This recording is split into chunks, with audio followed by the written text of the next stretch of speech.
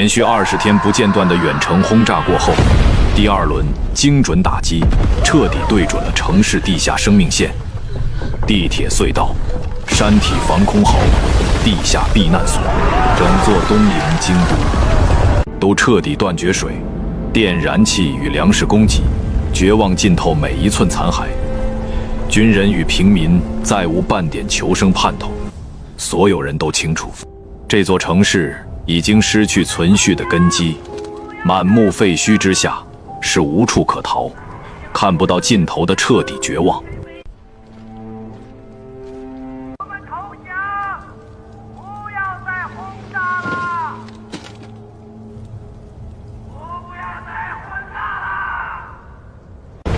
天火部队沿滨城至京都的海岸公路出发，两侧连片的城镇工厂、仓库与住宅几乎已被战火摧毁。偶尔有平民躲在废墟后窥望车队，眼神中满是恐惧与麻木。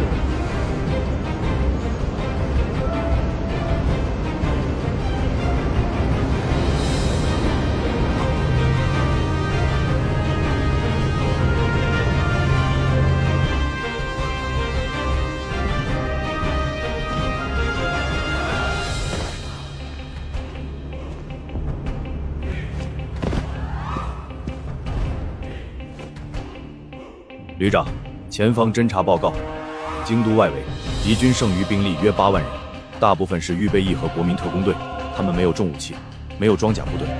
敌军工事已经被远程火力彻底摧毁，残余士兵大多蜷缩在市区的废墟中，士气彻底崩溃。很多士兵已经放下武器，准备投降。继续前进，速度放缓。对于放下武器、主动投降的敌军士兵，全部抓捕；对于负隅顽抗的，一律歼灭，不留后患。是。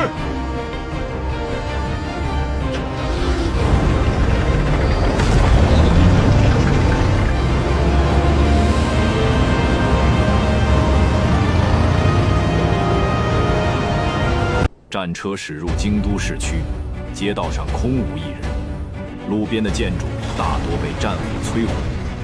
断壁残垣随处可见。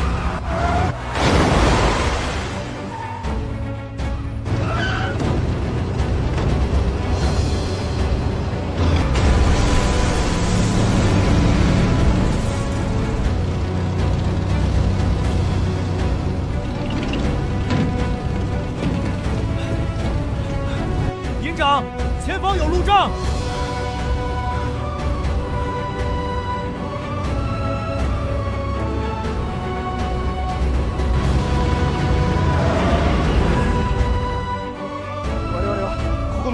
第3連隊です。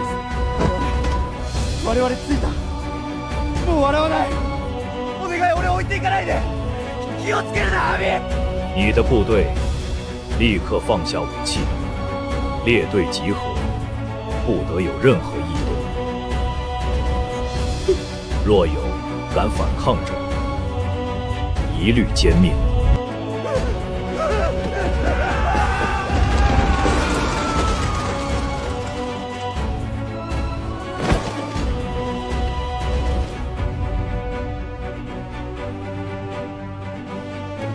派人接管俘虏，严加看管。其他人继续前进，清剿市区内的残敌，接管京都市区的各个据点。是。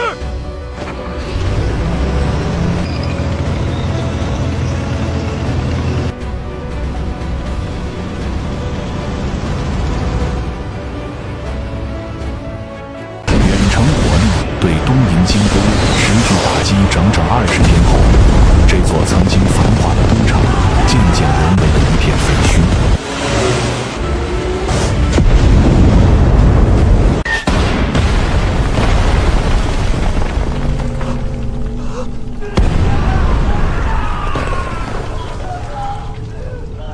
陛下，东部防线彻底瓦解，支那机械化部队推进超预判，如今前锋距30公里，残存守备兵力不足，根本无法阻拦敌军推进。城内民众恐慌四起，多处爆发骚乱。再继续抵抗，皇帝宗庙都将直面战火。海上航路早已被彻底切断，海外驻军无法回援，本土无兵可调，唯有立刻主动遣使，向陈哪方面递交文书请求降，或许能保全皇室遭毁灭性进攻。万万不可！玉碎计划尚未执行，全体国民尚决战之心，怎能为战降？应当调集剩余特队四城郊，拖延敌军步伐。拿什么死守？城外有工事尽数被毁，炮火随时能覆盖整片皇姑区域，再拖延几日，敌军便能直抵宫门，到那时再求和，只会任人宰割。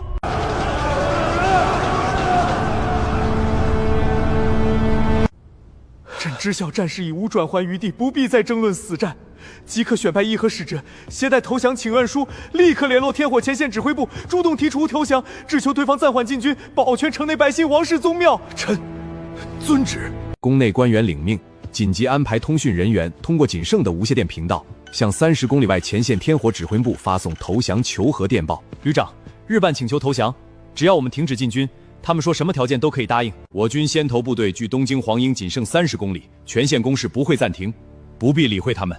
我部将按既定路线持续推进，直至兵临皇宫宫门。待到我军抵达皇宫城下之时，会让投降。在此之前，所有进攻行动照常进行。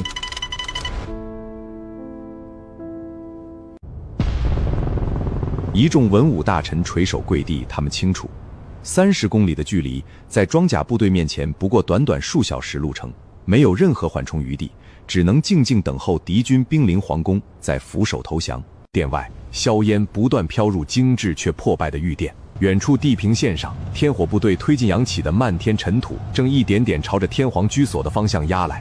大悟がなくなった、バナナがなくなった、みかんがなくなった。沿岸予防により京都は賊なく守られたが、京都の産業基盤は壊滅し、市街は荒れ果て、昭和の兵士が大量に投下し、天の部隊の前衛はすでに京都市空に到着し、果樹園まであと10キロ太強だ。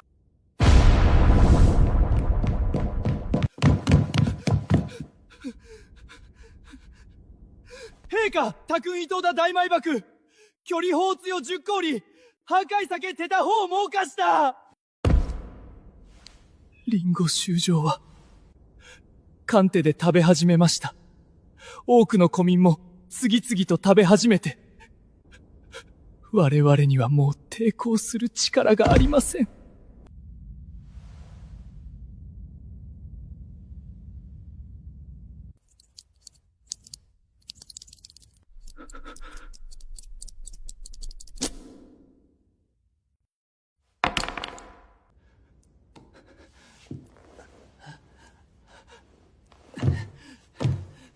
陛下、防空芸移動してください。あるいは京都を逃がれ、再起の機会を求めてください。もういい。やってくるべきものはいつか来る。この事件は我々が引き起こした働かした当店の罪だ。我々はその代価を払わなければならない。我が罪は深く、貨車の同胞に、また猪木の平面に、この戦争で命を失ったすべての人に謝るべきである。甲府の召集に署名します。あらゆる罰を受け入れ、戦争敗債を支払います。ただ、さらなる死傷者を減らし、すべての被害者に説明をすることだけを願います。天火部队的战车驶过2重桥，桥头的日军卫兵跪在地上，双手抱头，他们选择了投降。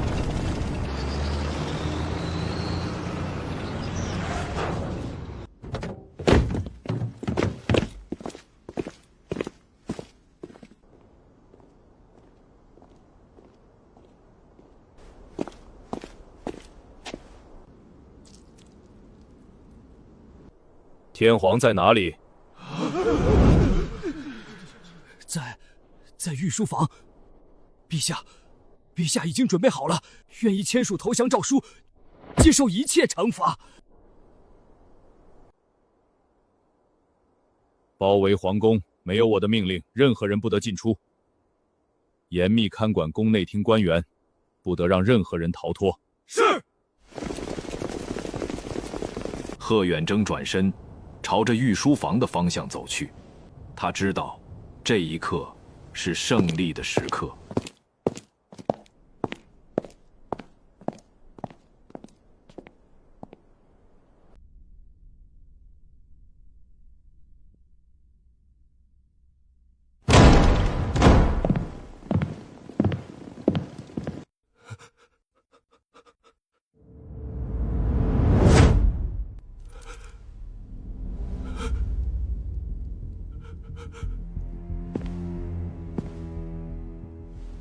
你是天皇？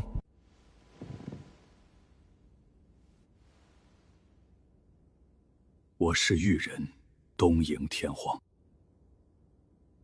我知道，东瀛彻底战败了。我们发动的侵略战争，给华夏人民、给亚洲各国人民带来了巨大的灾难，犯下了滔天罪行。我愿意接受一切惩罚，愿意签署投降诏书，愿意写下悔罪书，愿意支付战争赔款，只求能弥补我们的过错，给所有受害者一个交代。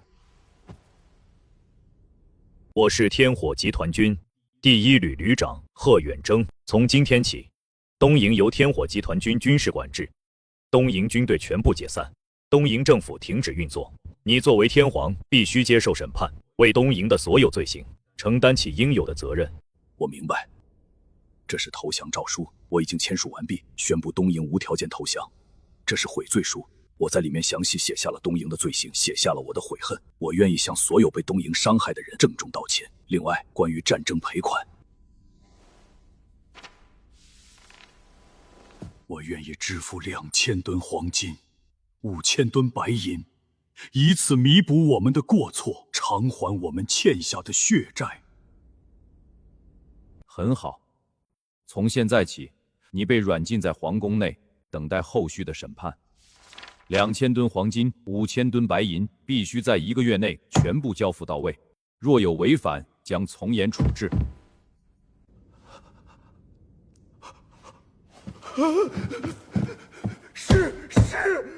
是，我一定照办，绝不拖延，绝不藏匿。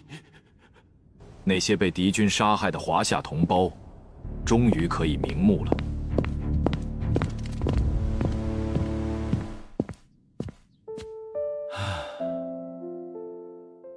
敌军放送协会大楼内，电台设备已经被天火部队接管。陆恒站在麦克风前，他将通过电台传到整个敌军地区，传到整个世界，宣告敌军彻底投降。我是天火部队指挥官陆恒。1年前的今天，我们为无辜同胞、为国家尊严、为终结这场浩劫，踏上反侵略征程。1年后，我们站在敌国首都，敌方已签署无条件投降，所有武装力量放下武器，这场战争结束了。这不是和平协议，是战败投降。从今天起，该国由天火部队监督与管理，军队解散，旧政权终止。所有犯下战争罪行的将领和官员，必受国际法庭审判，绝不姑息。敌军犯下的每一笔罪行，每一份伤痛，我们都不会忘记。数百万同胞伤亡，无数家庭破碎，我们铭记在心，绝不勾销。战争罪行必须审判，赔偿必须执行，敌方军事工业彻底拆除，绝不允许他们再次走上侵略道路。但这不意味着你们的民族要灭亡。你们犯下重罪，但后代还要生存。我们会驻留、监督重建、清算罪行，督促战后责任。我们会看着你们，不再伤害无辜。战争结束了，愿逝者安息，伤者得慰藉。愿世界再无战争，再无杀戮，永远和平。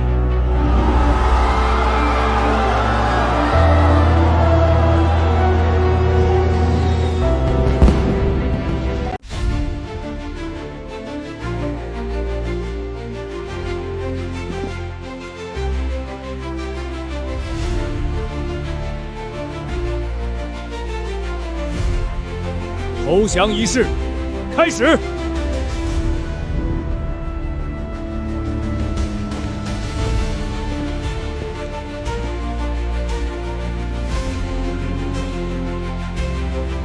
我，东瀛皇帝，代表东瀛军队，代表全体东瀛人民，向华国人民，向所有被伤害的亚洲各国人民郑重道歉。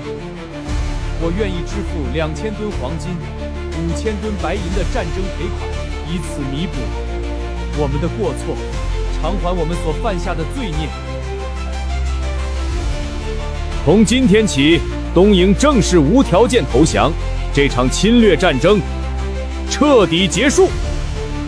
东瀛的罪行，我们会一一清算。这些赔款，我们会严格监督交付。我们会用他们的赔款，安抚所有受害者，重建我们的家园。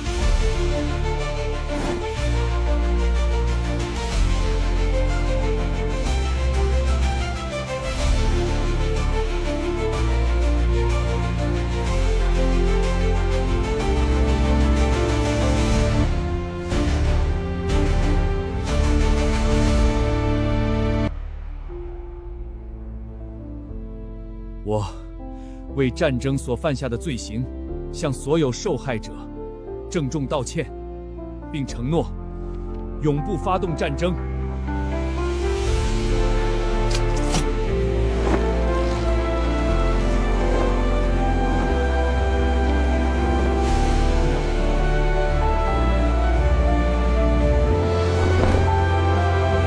远程火力对东瀛京都的打击持续了整整10天，这座曾经繁华的都城渐渐沦为一片废墟。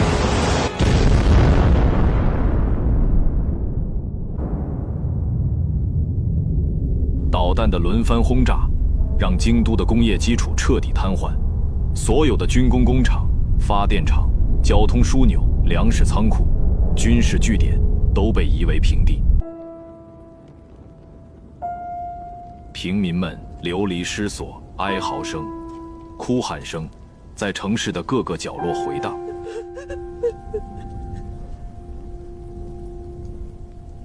与此同时，天火部队在休整待命，补充武器弹药，救治伤员，侦察敌军的部署情况。京都市区的日军已经彻底陷入混乱，15万守军只剩下不到10万人。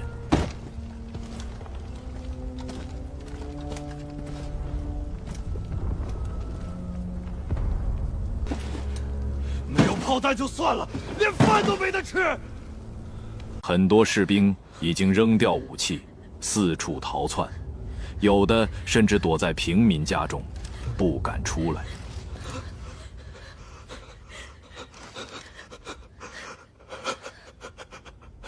东京城内的平民大多蜷缩在防空洞里，食不果腹，衣不蔽体，脸上满是麻木与绝望。他们对天皇的信仰彻底崩塌。东瀛京都经过10天轰炸以后，还有10万军队。如果我们贸然入城打巷战，将士伤亡会难以估量。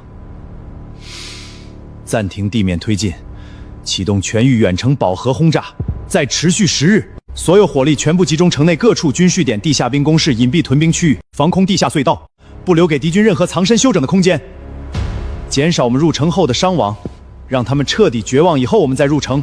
收到，旅长。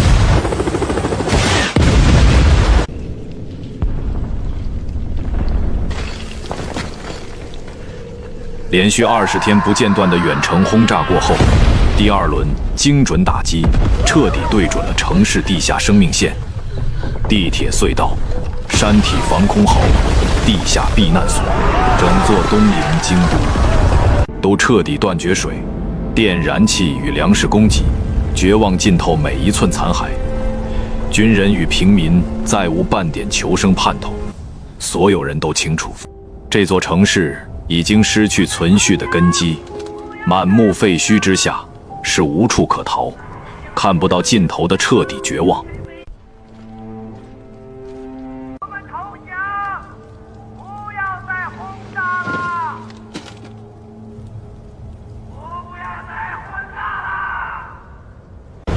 天火部队沿滨城至京都的海岸公路出发，两侧连片的城镇工厂、仓库与住宅几乎已被战火摧毁。偶尔有平民躲在废墟后窥望车队，眼神中满是恐惧与麻木。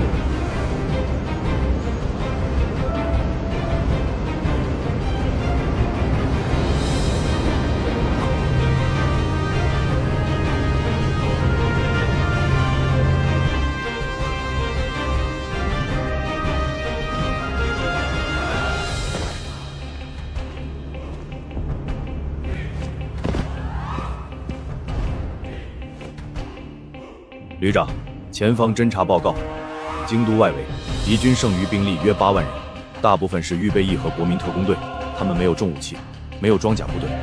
敌军工事已经被远程火力彻底摧毁，残余士兵大多蜷缩在市区的废墟中，士气彻底崩溃。很多士兵已经放下武器，准备投降。继续前进，速度放缓。对于放下武器、主动投降的敌军士兵，全部抓捕；对于负隅顽抗的，一律歼灭，不留后患。是。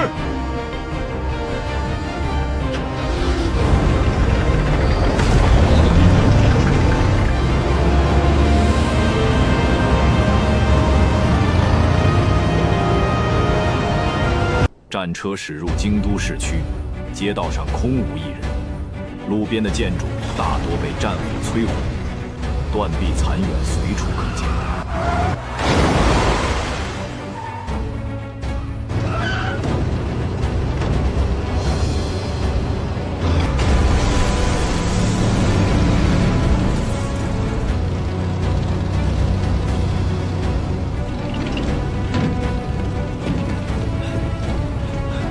营长，前方有路障。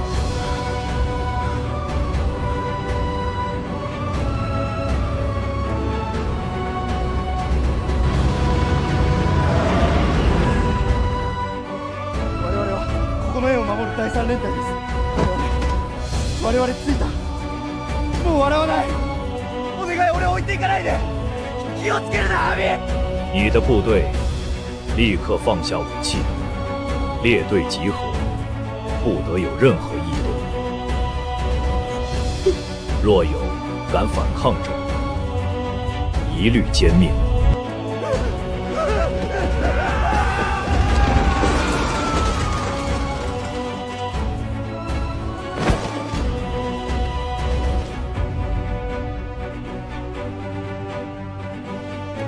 派人接管俘虏，严加看管。其他人继续前进，清剿市区内的残敌，接管京都市区的各个据点。是。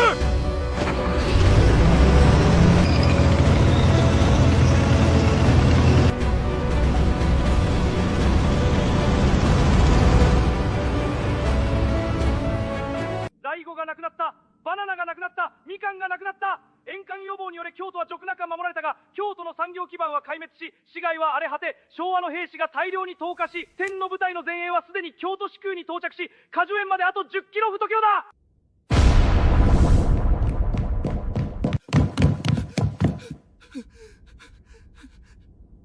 陛下、特運伊藤田大埋爆、距離砲強10公里、破壊避け手打砲猛化した。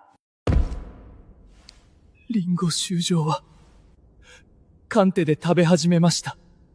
多くの古民も次々と食べ始めて、我々にはもう抵抗する力がありません。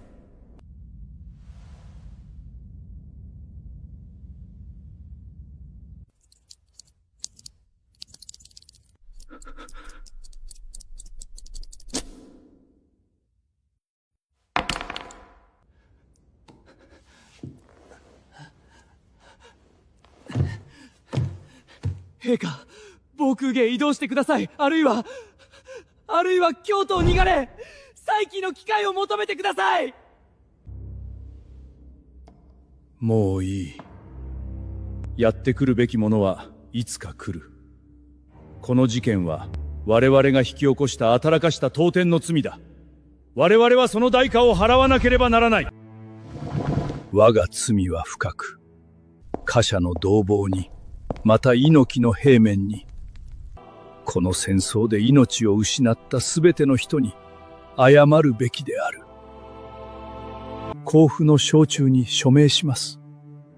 あらゆる罰を受け入れ、戦争敗債を支払います。ただ、さらなる死傷者を減らし、すべての被害者に説明をすることだけを願います。投降仪式结束后，陈文华站在广场上，面前是一箱箱刚从东瀛国库中转运而来的黄金白银，耀眼的光泽在阳光下却带着沉重的分量。这不是财富，是无数华国同胞用生命换来的公道。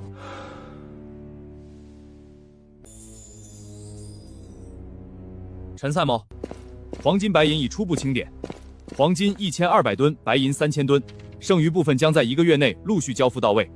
东瀛方面已签署承诺书，绝不拖延，绝不藏匿，妥善看管，分批转运回国，全部用于安抚战争受害者家属，重建被摧毁的家园，修缮那些被战火损毁的城市。另外，通知下去，严格监督他们拆除所有军工工厂，清点剩余武器装备，一律集中销毁，绝不能留下任何隐患。是。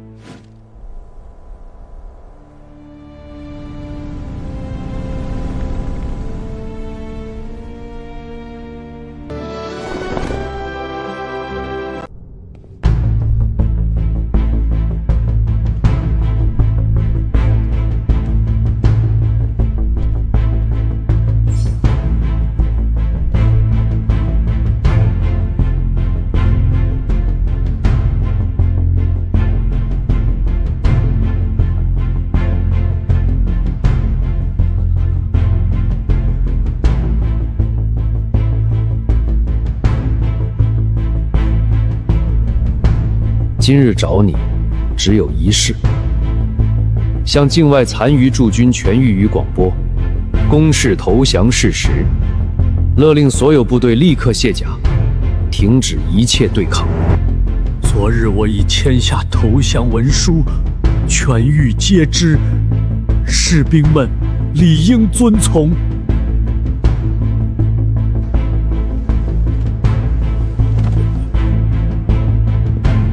境外驻军拒不服从，2大主力将领公然发布檄文，宣称投降签约系被逼所为，无效，污蔑本土投降是背弃家国，执意境外顽抗，继续开战。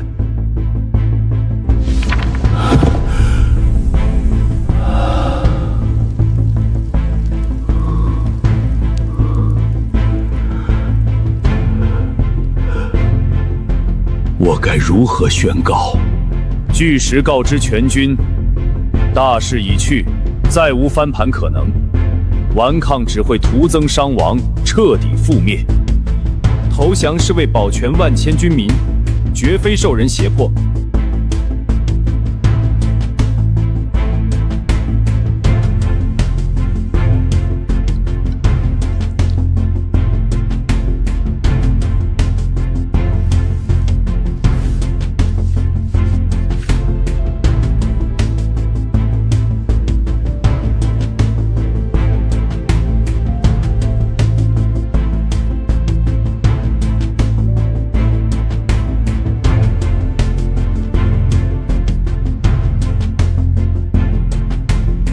即刻录音，同步推送东北、华北、华中、华南全域信号，每日3次，持续7日，确保所有驻军尽数听闻。是，旅长。放送协会大楼内，天皇坐在麦克风前，脸色依旧惨白。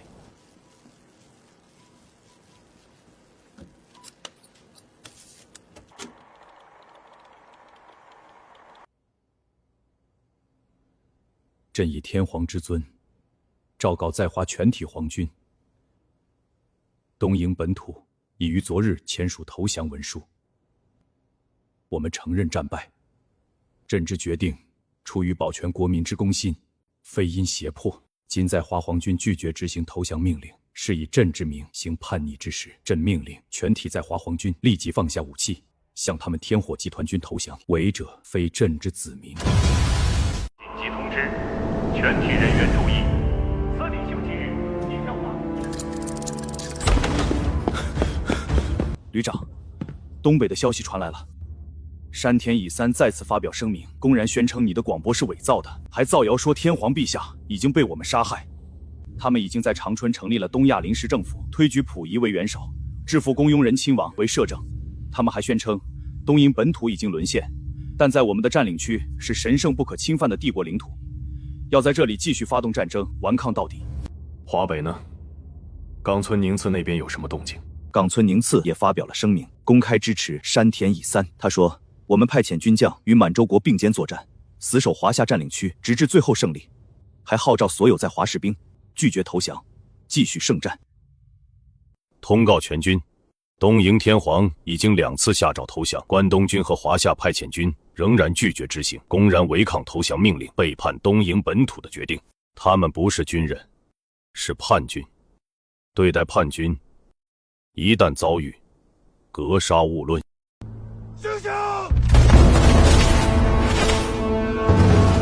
天火组建的军事法庭对日军战犯审判尘埃落定，东瀛本土设置了150多个战犯刑场，罪大恶极的日军战犯被押赴刑场。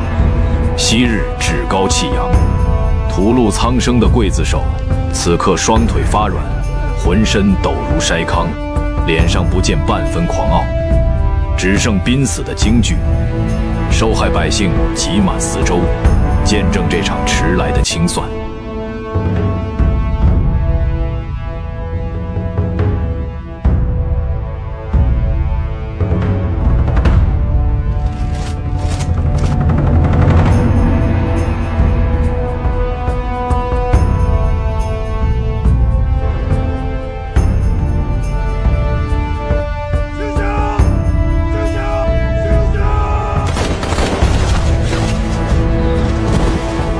枪响划破沉寂，罪孽深重的战犯应声倒地，积压多年的国仇家恨在此刻得以宣泄。百姓压抑的哭声混着释然的叹息响起。漫天风卷走残留的戾气，律法终让所有暴行付出代价。万千受难同胞与舍身赴死的英烈，终于等到这份迟到却绝不缺席的公道。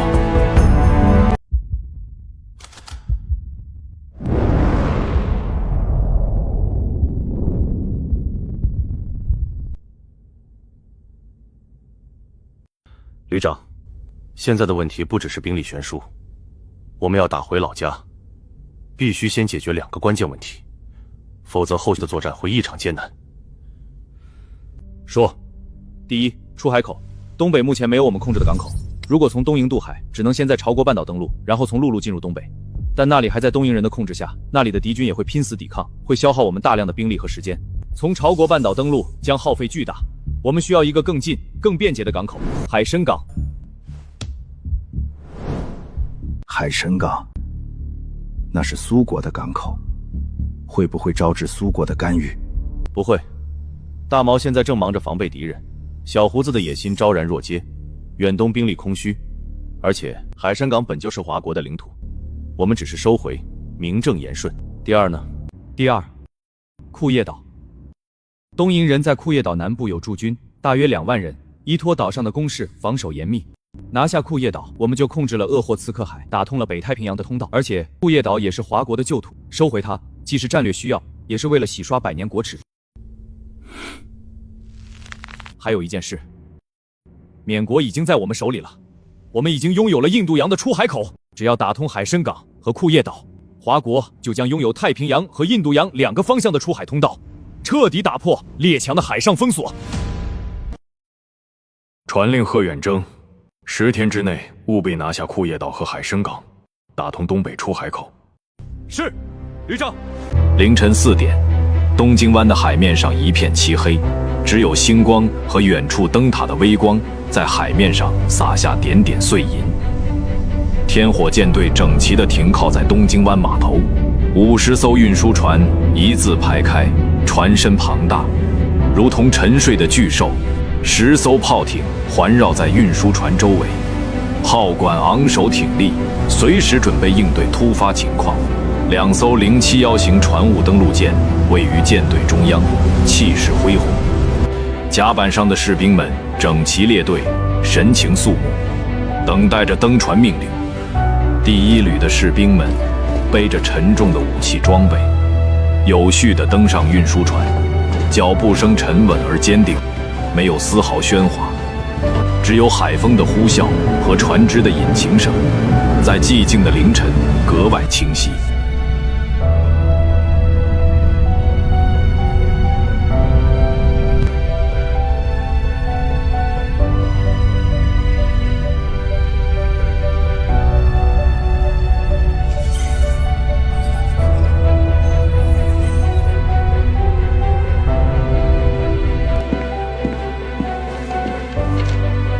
营长，航线已确定，沿日本海北上，穿过宗谷海峡，在库祖岛北部登陆，全程1200海里，预计3天后到达。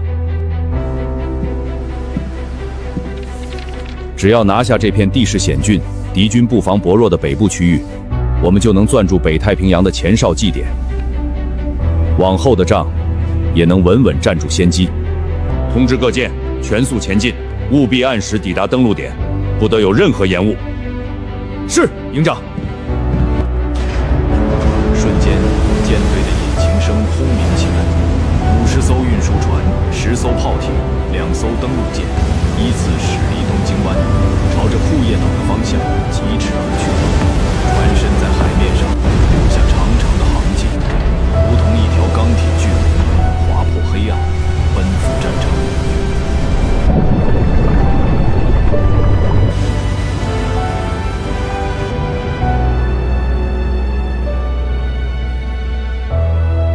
库岛的10月早已进入寒冬，寒风像刀子一样割在脸上。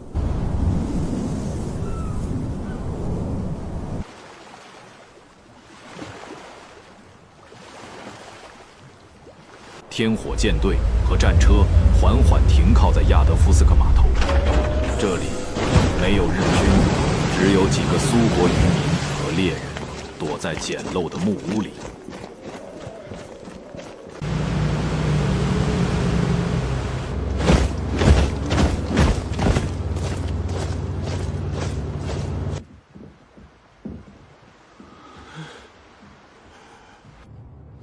贺远征率先踏上这片土地，目光望向远方的荒原。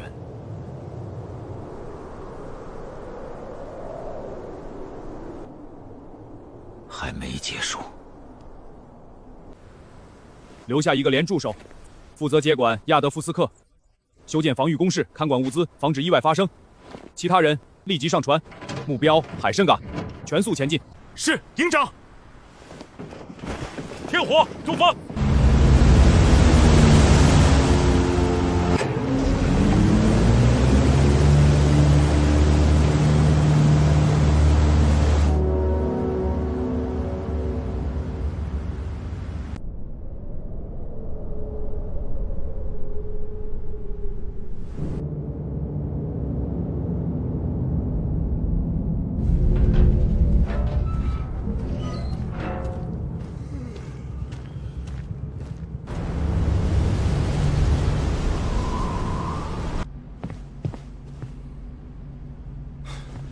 营长，港口驻军大约15000人，分布在3个兵营，其中1个兵营就在码头附近，另外2个在市区边缘。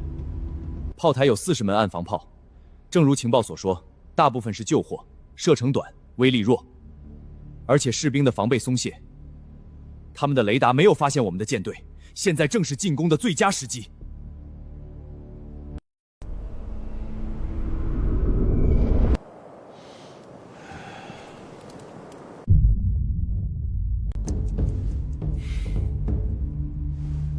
通知各舰5点整开始炮火准备，集中火力攻击罗斯岛的炮台，为登陆部队开辟前进道路。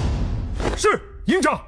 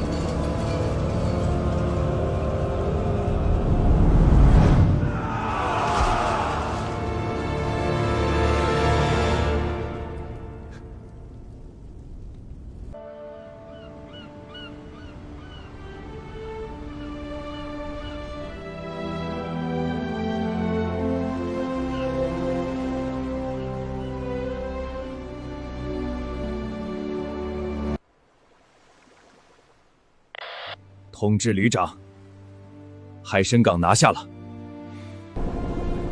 库岛也已顺利接管，东北的出海口我们打通了。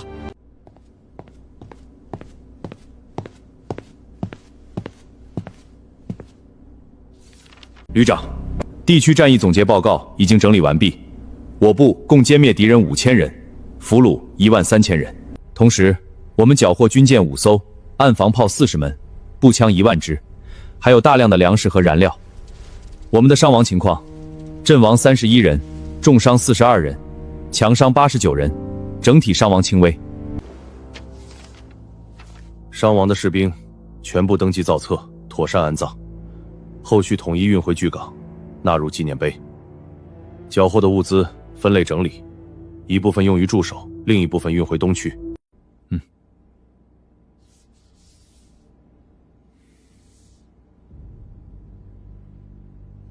苏国那边有什么反应？此举必然会触动莫斯国的。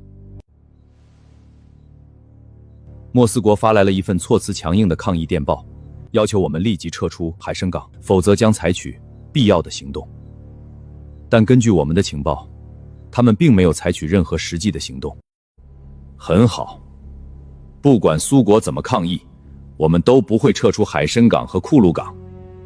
这2块土地本就是东方的旧土，我们只是收回属于我们自己的东西。他们在欧区的局势很紧张，的野心越来越明显，敌军不敢两线作战，只能眼睁睁看着我们拿下海参港。海参港、库傻港已经收回，但我方还有70万关东军，华北、华中、华南还有105万派遣师，他们拒绝投降，继续在我方的土地上顽抗。传令下去，全军休整半年，利用这半年时间加强训练，补充物资。明年4月，全军北上，打进东北，打进华北，把那些拒绝投降的敌寇从我们的土地上彻底清除。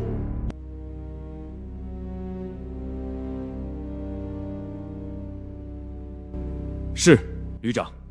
休整命令下达后，陆衡召集核心将领，召开关于东瀛天皇及其成员处理方案的紧急会议。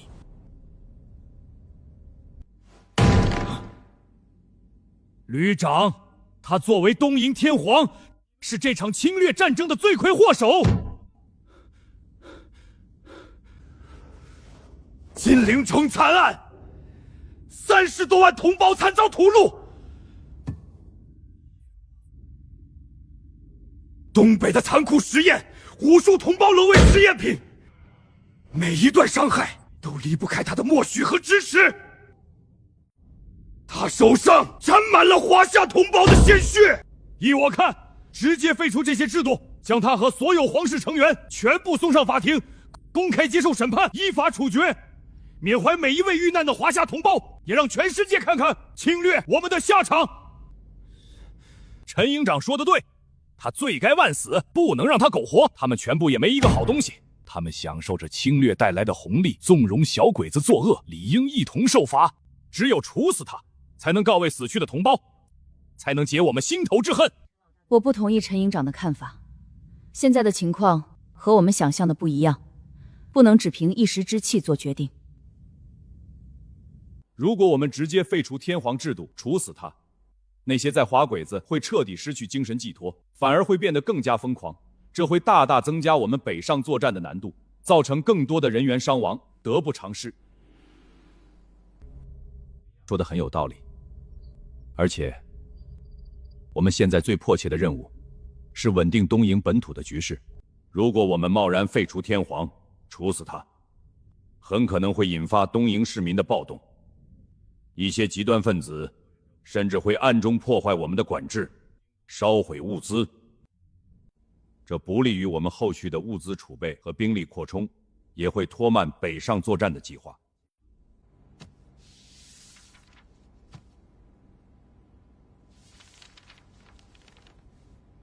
根据我们的调查，东瀛本土有超过70%的市民仍然对天皇抱有敬畏之心。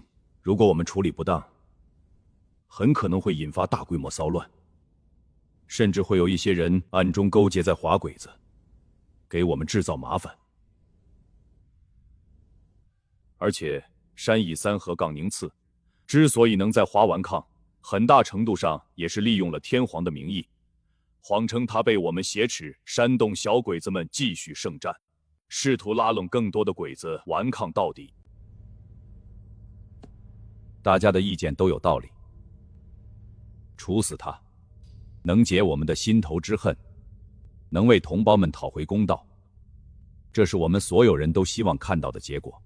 但我们不能只考虑情绪，更要考虑大局，稳定东瀛局势，减少我方伤亡，顺利促使在华的鬼子投降，这才是我们当前的核心目标。反过来，如果我们保留天皇的存在，就能利用天皇的影响力，瓦解在华鬼子的抵抗意志，让更多的鬼子放下武器，投降归顺。但是，保留天皇的存在，不代表我们要纵容他，不代表我们要赦免他的罪行，更不代表我们要恢复他的皇权。我的决定是，暂时保留天皇的存在，允许裕仁继续担任天皇，但他以及所有皇室成员必须作为战俘，参加劳动1年，以示惩戒。1年后恢复其皇室成员身份，但皇室以后不得染指任何军政权力，只能作为东瀛的象征，接受天火集团军的监督，不得干预任何政务和军事事务。一旦违反，立即废除天皇制度，追究其责任。旅长，我明白了。虽然我很想处死天皇，但为了大局，为了减少伤亡，为了顺利北上，清除在华鬼子，这个决定是正确的，我同意。沈星河，你负责拟定具体的条款，明确天皇及皇室成员的劳动范围、惩戒标准以及1年后的权力限制，确保条款严密，没有漏洞。是，营长。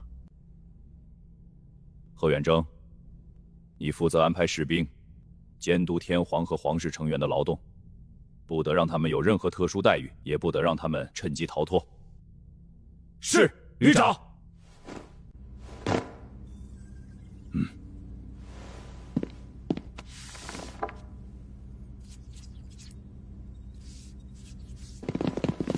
暂时保留天皇身份。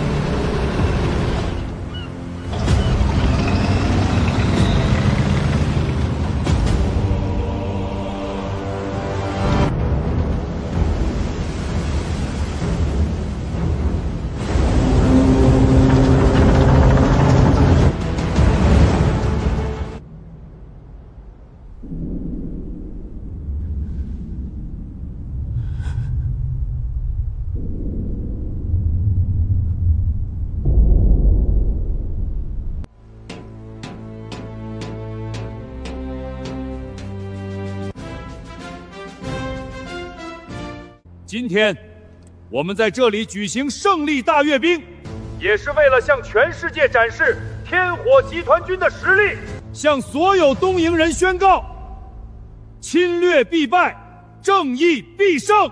我们拿下京都，收回库岛、海参港，不是为了侵略，不是为了报复，而是为了稳定局势，为了不让战争再次发生。我警告所有东瀛人，从今以后不得再反抗天火集团军的军事管制，否则我们将动用最强大的武力，予以最严厉的打击，绝不姑息。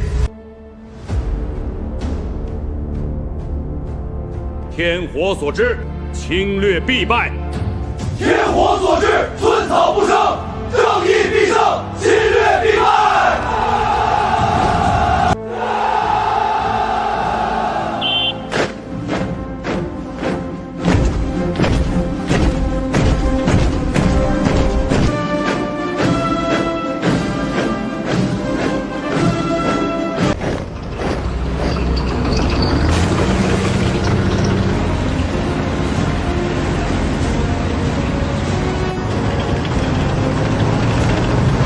演习开始。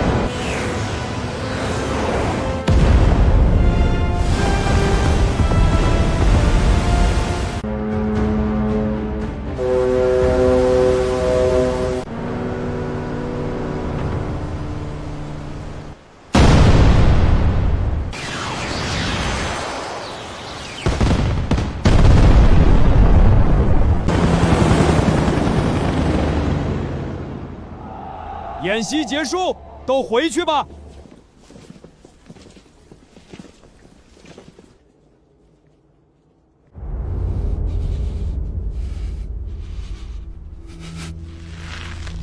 东区的冬天来得很快，一场初雪过后，练兵场上结了一层薄薄的冰，踩在上面，发出咯吱咯吱的声响，冰冷刺骨。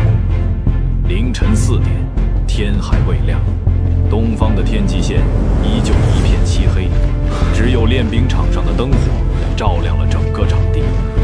3万名天火士兵背着沉重的武器装备，在黑暗中跑步，打破了清晨的寂静。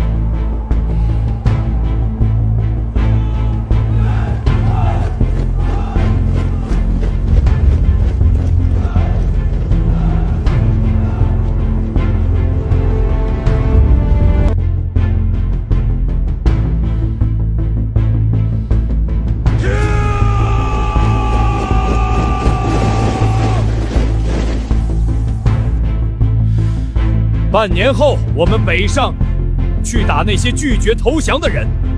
他们在我方的土地上待了7年，抢了7年，杀了7年，残害了无数我方同胞，犯下了滔天罪行。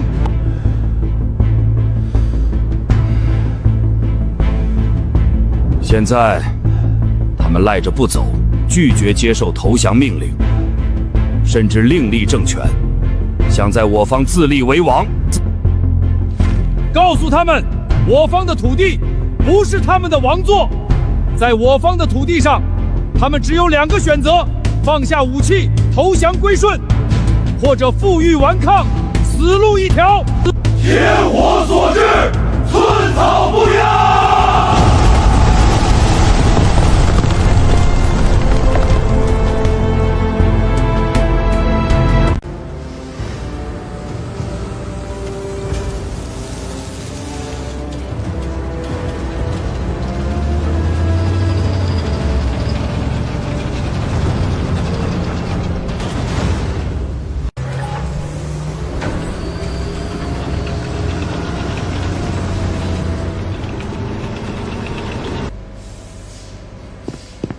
林营长，这个月的战车产量是60辆，全部合格。随着工人越来越熟练，下个月能达到100辆。半年后，我们能生产出500辆战车，足够支撑北上作战了。很好，战车的质量一定要严格把关，每一辆都关系到士兵的生命。炮弹呢？炮弹的生产情况怎么样了？炮弹生产线也在扩建，下个月能产6万发，半年后能存够40万发，加上缴获的，足够我们北上作战使用了。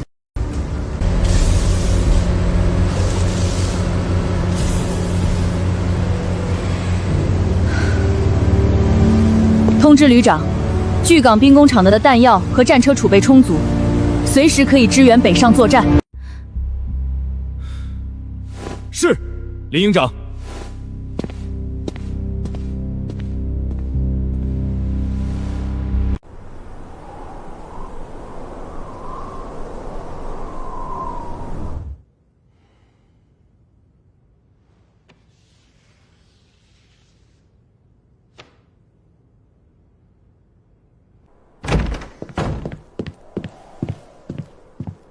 旅长，欧洲传来的消息，达国已经吞并了奥迪奥，英伦高卢2国采取了绥靖政策。苏国在西部边境增兵，但尚未与达国开战。达国人还在试探，英伦高卢2国的绥靖政策只会助长小胡子的野心。苏国在忙着防备达国，根本没有精力顾及远东这边。这对我们来说，是一个很好的机会。苏国会介入东北的战事吗？毕竟海参港和库岛还在我们手里，万一他们出兵干预，我们会陷入2线作战的困境。不会。斯林现在最怕的是达国。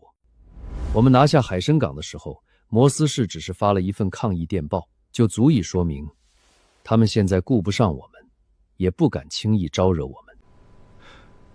那东北的东瀛人呢？以三河岗村手握175万大军，依托东北的坚固工事，我们北上作战，会不会遇到很大的阻力？他们在等我们打过去。他们以为175万人就能挡住我们10万人的大军。传令下去，整军计划加快进度，所有部队加大训练强度，补充充足的物资和弹药。3月之前，所有部队必须完成训练，做好北上作战的一切准备。4月，全军北上，跨过鸭子江，打进东北，把那些拒绝投降的敌军从我们的土地上彻底清除，一个不留。是，旅长。陆衡第3次走进皇宫，御书房内的御人因亲身体验到了底层民众的苦难而眼神空洞。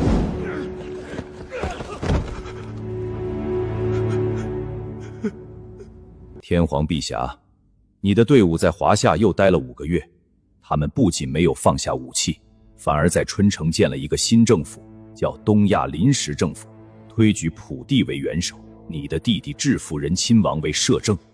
他们宣布，东瀛本土的投降是非法的。你是伪天皇。他们要在华夏继续发动圣战，顽抗到底。你上次的广播，他们说是伪造的，说是我胁迫你录制的。你已经不是天皇了，你的皇位已经被你的弟弟智妇人亲王取代了，他们效忠的对象已经不是你，你现在只是天火集团军的俘虏，一个需要参加劳动、接受惩戒的战俘。什么？他们竟然取代了我的皇位？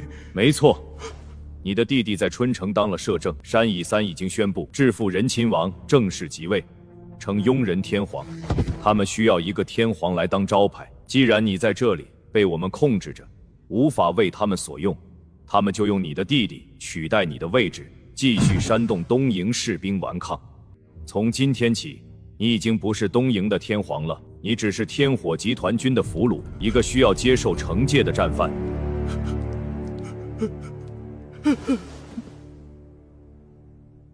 走吧，去电台，告诉你的国民，告诉他们真相，告诉他们智妇人亲王是僭越皇位，告诉他们继续抵抗，只会让东瀛彻底覆灭，让更多的东瀛民众死于战火。朕之胞弟智丰班庸人亲王，擅自僭越摄政之位，伪造旨谕，执意延续对外战事，更擅自篡权自立，实属大逆不道。一切所作所为，皆未得朕任何授意。朕已然投降，接受天火集团军的处置，不再执掌本土统治权。特此郑重声明，朕勒令所有驻外作战部队即刻放下所有军备，停止一切抵抗行动，向中方天火集团军归降。此为朕最终诏令。旅长，关外与华北前线传为消息了。广播后，敌方军心大乱，大量基层兵员得知实情，作战信念溃散，各处陆续出现投降情况。关外2连队归降，3支大队脱离主力，愿停战归降。敌方高层靠皇室名义裹挟士兵，如今皇室亲自发声，戳破了谎言，军心根基自然崩塌。但我们不能放松警惕，敌方主力，尤其关外重兵仍被高层掌控，极有可能铤而走险，疯狂反扑。我已安排侦察人员紧盯敌方动向。敌方关外主帅闻讯暴怒，下令全域封锁消息，处决论士兵，欲强行稳住军心。华北敌方主帅则收拢所有分散防线，欲向北会合关外主力，企图依托攻势同我方持久对峙。他们想合兵一处，我们就切断会合通路，立刻传令贺远近调遣部队分2路，一路向南封锁半岛北部要道，截断敌军北上路线；另一路向东布防，牵制关外主力，争取我方北上时间。稍等。另外通知林雅，加快工厂区生产，增运战车、弹药，保障北上作战物资。通知陈守义，强化士兵训练，打磨冬季作战和攻坚能力，务必3月末完成集训，随时待命作战。明白。我立刻逐层传达各项指令，保证所有部署准时落地，绝不出现半点延误。3个月的时间转瞬即逝，京都的积雪早已融化。陆衡召集贺远征、沈星河、陈守义、林雅等核心将领，再次召开紧急军事会议。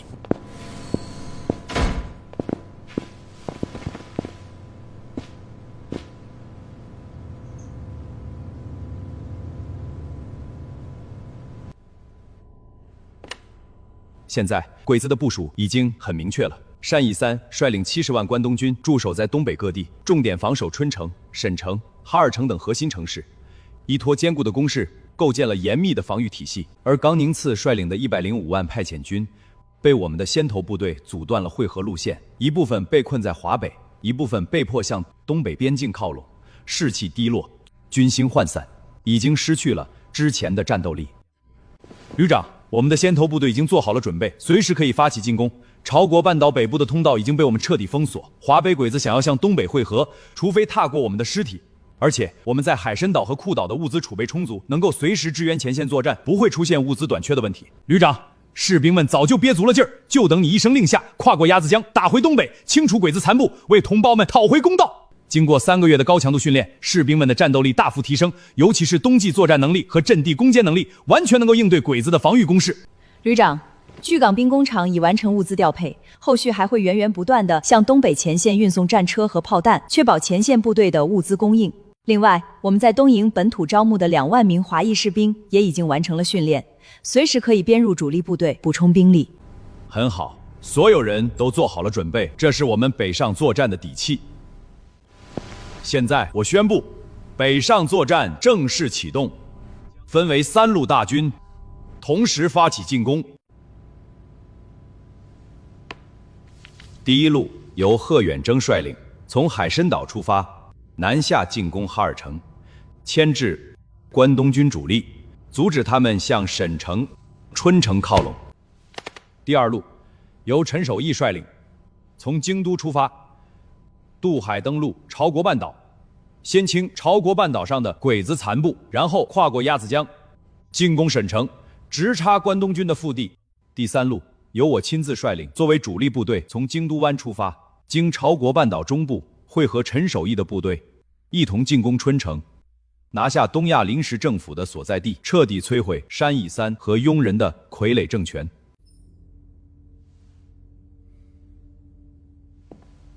沈星河，你留在京都，负责统筹后方，协调巨港兵工厂的物资运输，监督东营本土的军事管制，防止东营市民暴动和鬼子残余势力反扑，确保后方稳定，为前线部队提供坚实的后盾。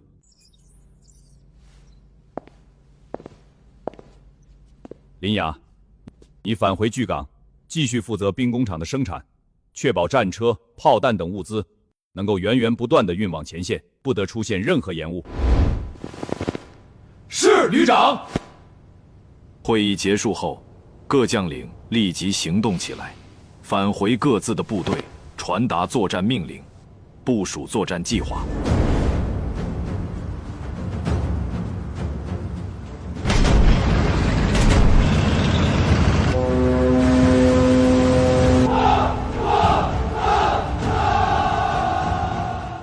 陆衡站在检阅台上，心中感慨万千。如今他们终于要打回华国，彻底清除鬼子残部，收复被侵占的土地，为同胞们讨回公道。陆衡站在窗前，目光越过晨雾，落在远处轮廓朦胧的东营皇宫。樱花枝桠仍光秃伸展，但春风已驱散残寒。东营投降近半年，市民排队领粮食虽仍沉默，却再无往日戾气，整座城市秩序已完全恢复。旅长，苏国远东军区发来电报，加急见。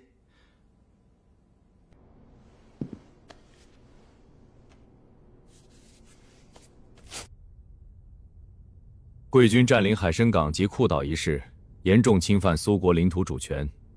苏国要求贵军立即撤出上述地区，归还苏国领土，否则苏国将采取一切必要措施。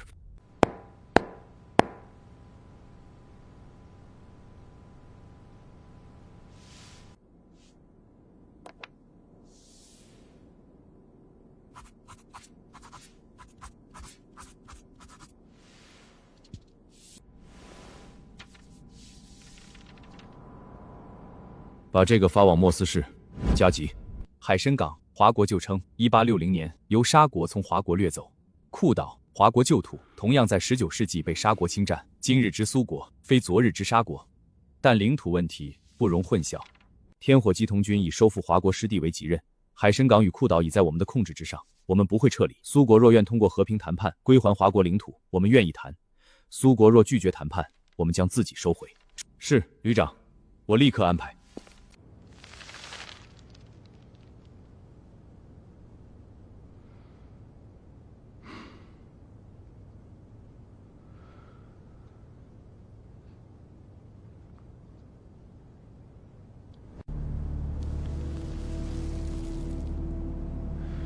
这个天火集团军到底是什么来头？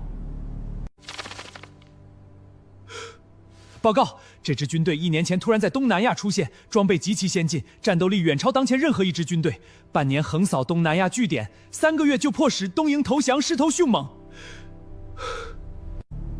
目前兵力约10万人，配备的战车、火炮、导弹等装备，经情报部门分析，比我们的军队先进至少30年。其作战模式和武器技术，我们从未见过。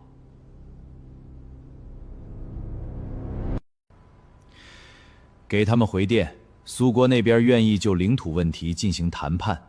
在此之前，双方应保持现状，避免战时冲突。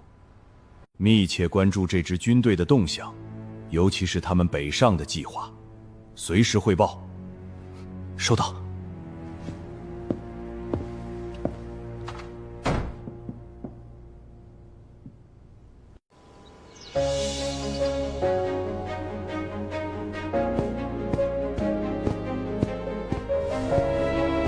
陆旅长，久仰大名，我姓周，从国内来。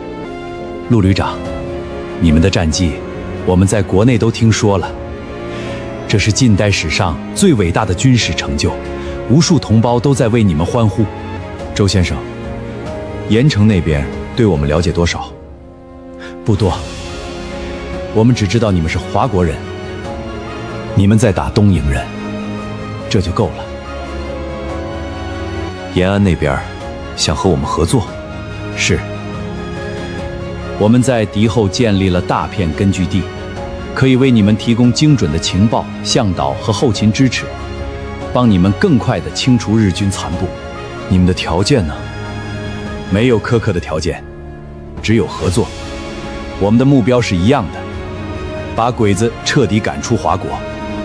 至于以后的事，我们再慢慢谈。周先生，我可以和你们合作，我不管别的什么事，我只是一名华国人，我的唯一任务就是把鬼子赶出华国。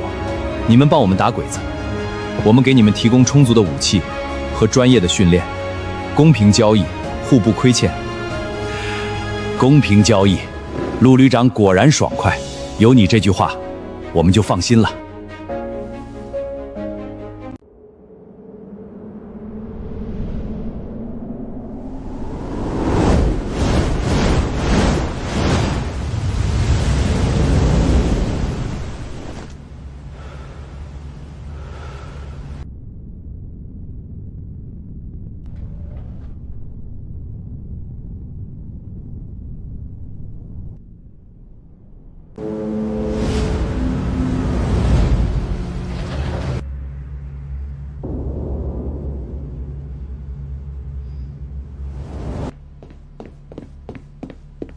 旅长，航线已确定，沿东营海西进，先对朝国半岛、府市、丘市等日军据点实施为期3天的远程火力打击，摧毁日军防御工事和重武器，随后在府市登陆，预计2天后抵达火力打击战地。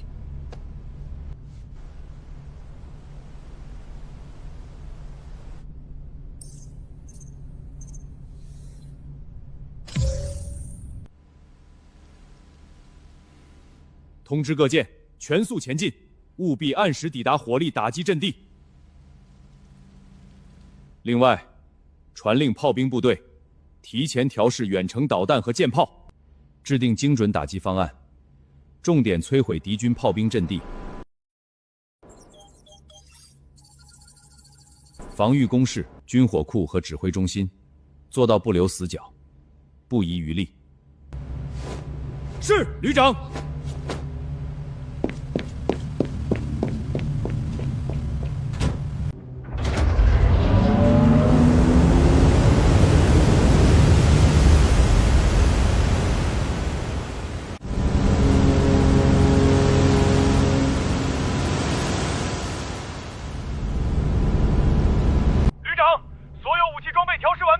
打击目标坐标已确认，请求开火。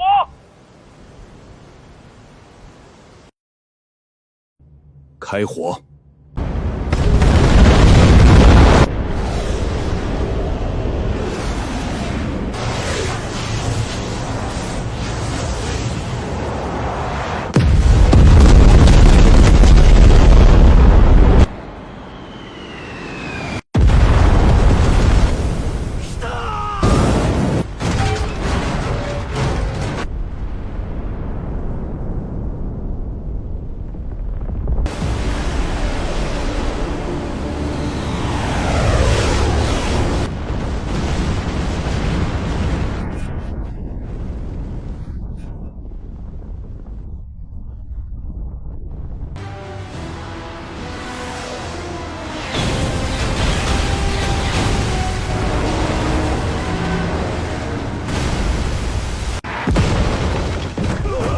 敵そうだ。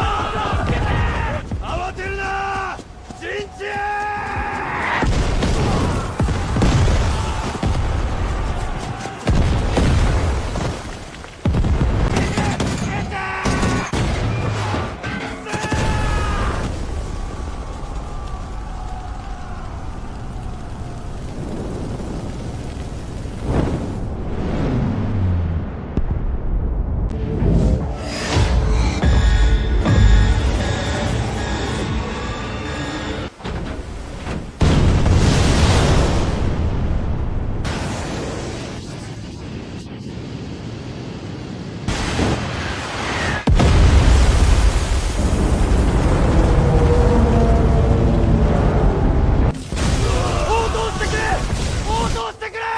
司令部からの連絡は誰も繋がらないのか。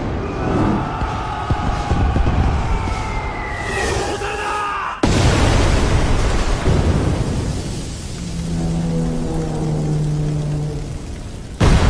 ダメだ、線路が切断された。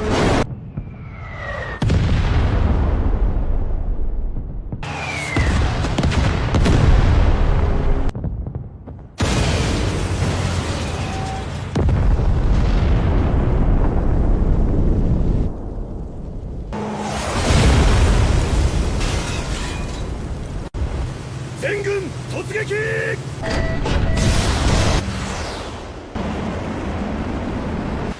たれた、撃たれた。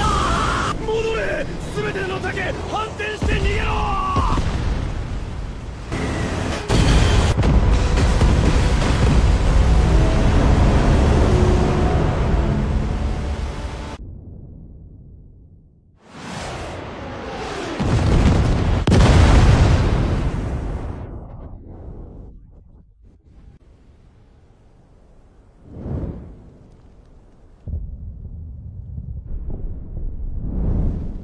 逃げられない。ここが最後か。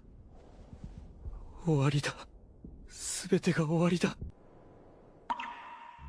旅长，3天远程火力打击圆满完成，共摧毁敌军炮兵阵地12处，军火库8座，指挥中心5处，交通枢纽6个，炸毁敌军火炮60余门，重机枪150余挺，车辆300余辆，歼灭日军8000余人，对方残余人员龟缩在据点内，无力抵抗。很好。通知各舰，做好登陆准备，明天清晨正式在府市登陆，发起总攻。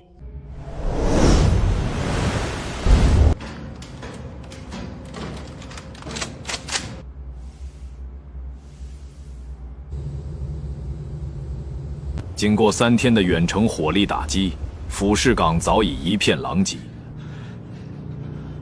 随后，天火舰队缓缓驶入府市港。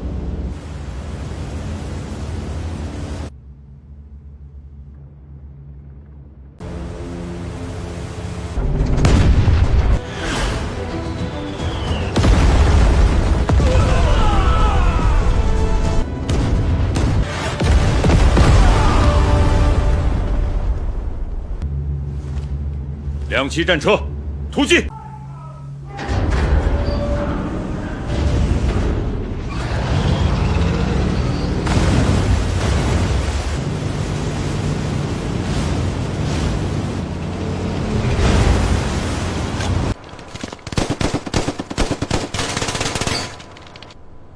开火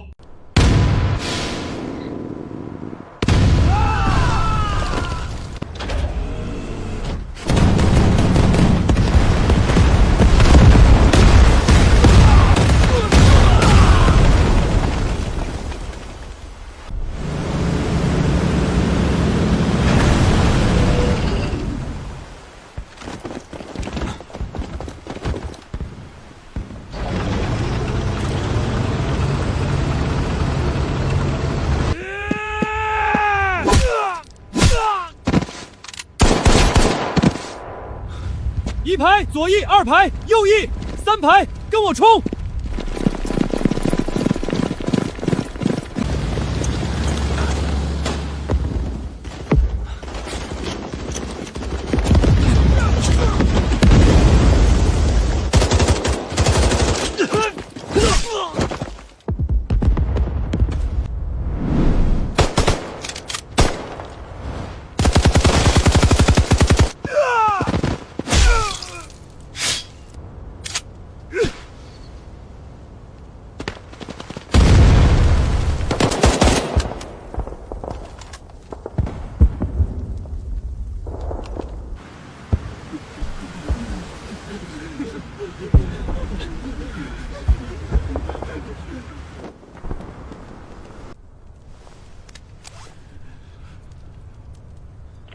通知旅长，府市拿下了，俘虏9000人，残余日军已逃窜。我部将立清剿市区残余势力，巩固防御。很好，留一个营驻守府市，负责清剿残余鬼子，维护市区秩序，保证补给线畅通。主力部队休整1小时，继续北上，目标秋市。是旅长。府城到丘城100公里，公路沿着山谷蜿蜒，两侧是连绵的丘陵。经过天火舰队的远程火力打击，日军第20师团布置的防线早已千疮百孔，战壕坍塌，炮兵阵地被摧毁，残存的日军士兵躲在丘陵的隐蔽处，士气低落，只能做被动防御。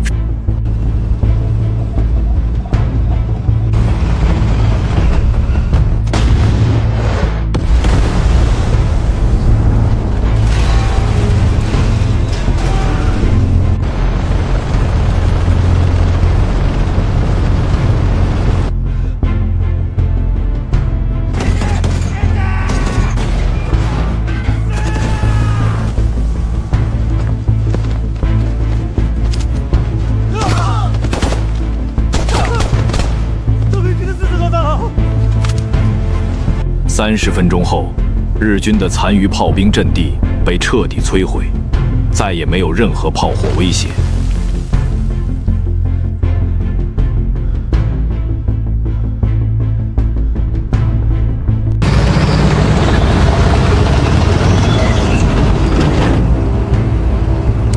二车，10点钟方向，3楼窗口，高报。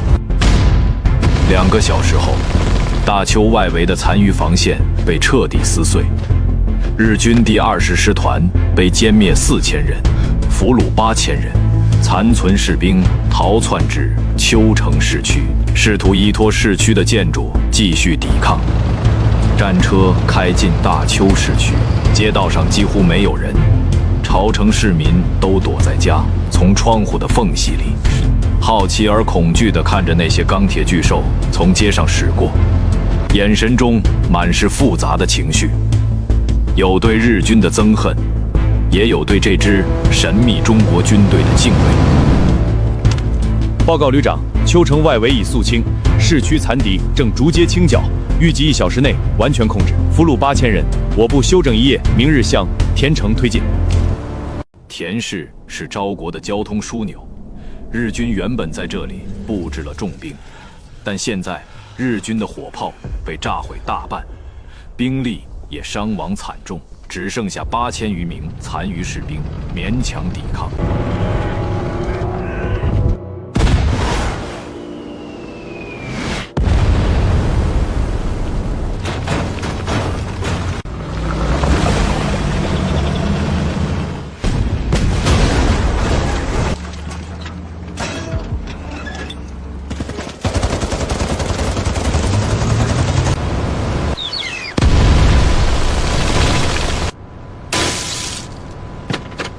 散开，从2侧迂回，避开正面火力，直击鬼子残余炮兵阵地。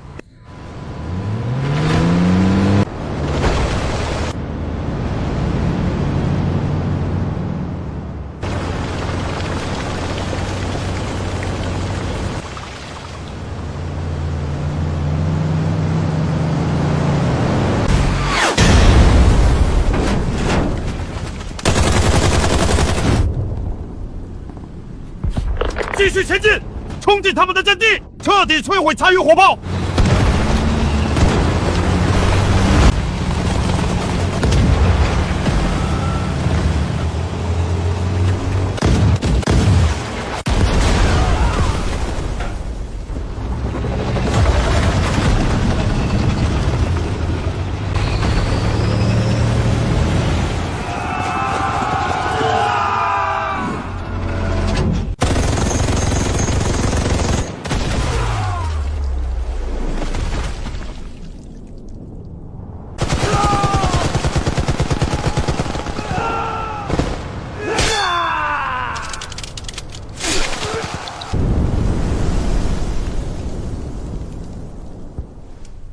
通知旅长，田市拿下了，俘虏9000人，市区残余鬼子已清剿完毕。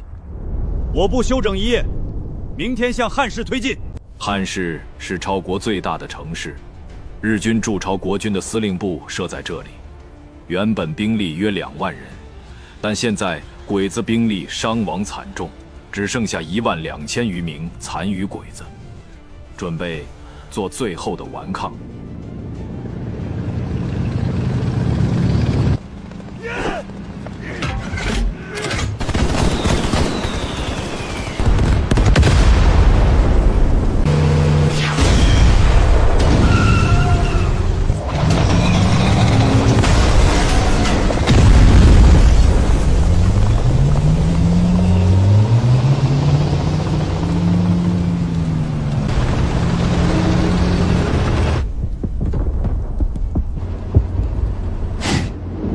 全速冲锋，冲破他们的火力网，冲进汉市城内，逐个清剿火力点。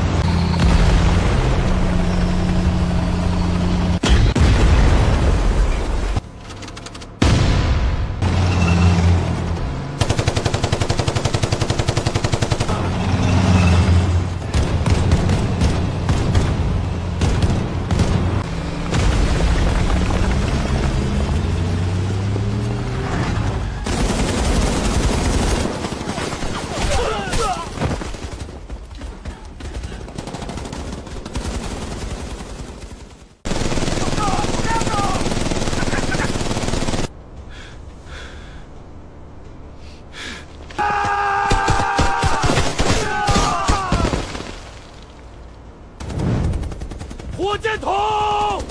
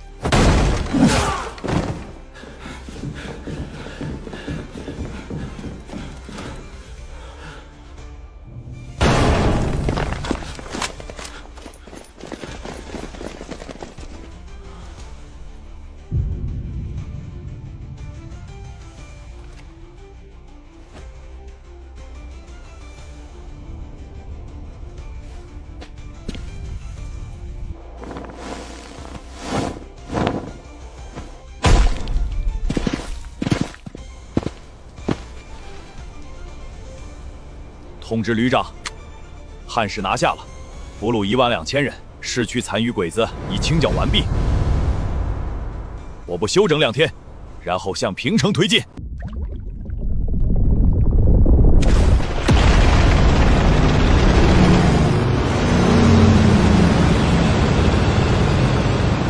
平城里炸了锅，从府市逃回的伤兵把天火的恐怖传遍日军据点。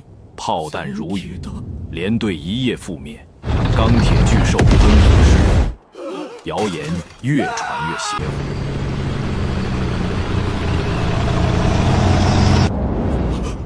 まさかあの銃撃の牛がこの怪物だとは。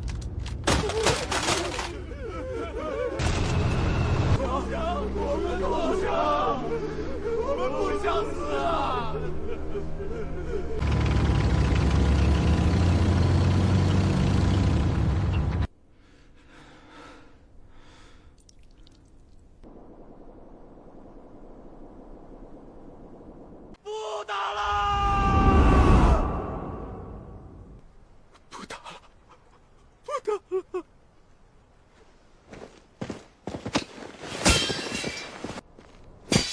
贺团长，这帮鬼子跑路的时候啥都没带，就揣着这箱东西往城外逃，被我们逮了个正着，估计是打算当古董卖了换路费的。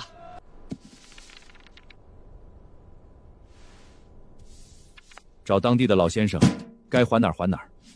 这些东西，轮不到鬼子当破烂卖。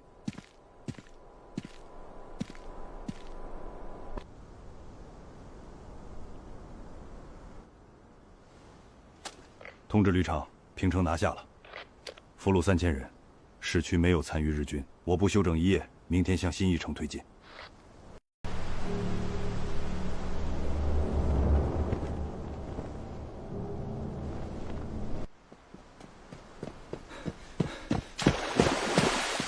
营长，侦察报告，对岸安城，日军约1个大队，800人左右，他们在城墙上架了重机枪，桥头埋了地雷，试图阻挡我们渡江。拆掉木板就想挡住我们，钢梁还在，履带一样能开过去。主力战车，强渡，2栖战车下游迂回。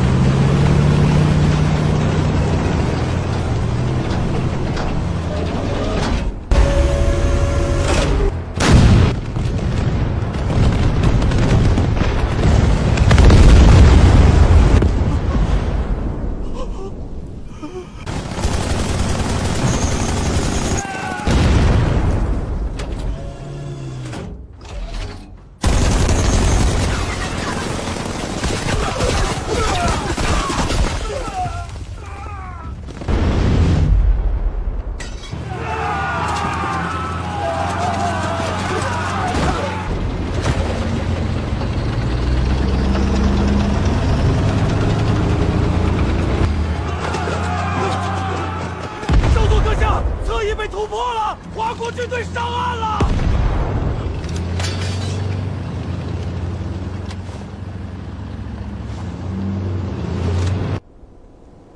营长，小鬼子投降了，一个不留。是营长。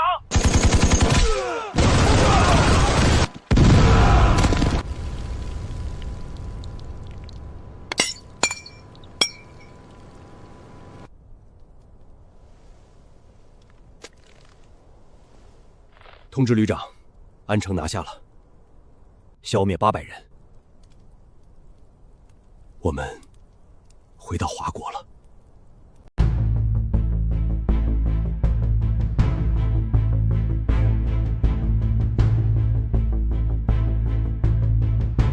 旅长，从府城登陆到拿下安东，前后9天，9战9捷，共歼灭敌军24000人，俘虏45000人，我军伤亡：阵亡123人，重伤201人，囚伤547人，战车损失11辆。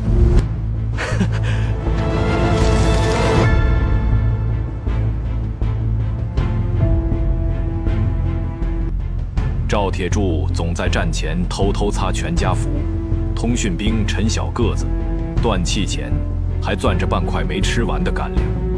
那些名字像钉子一样钉在他心口，每一次喘息都扯着疼。通知各部队在安城休整3天，3天后向沈城进军，彻底肃除华国东北的日军残部，把属于我们的每一寸土地亲手夺回来。码头西边那间半塌的货垛旁，有个人想见您，说是从吉城来的。他说他叫杨司令。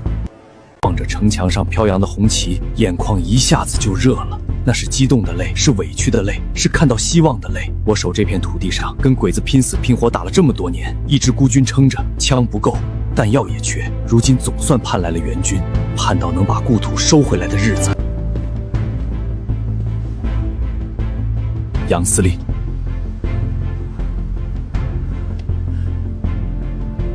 陆旅长，你们终于来了，终于来了。我们来了，杨司令。对不起，我们来晚了。从今往后，咱们并肩，把鬼子赶出华国，让整个故土重新喘口气。回家的路，他们走了太久，付出了太多的牺牲，但他们终于回来了。接下来的战斗或许会更加残酷，或许会付出更大的代价。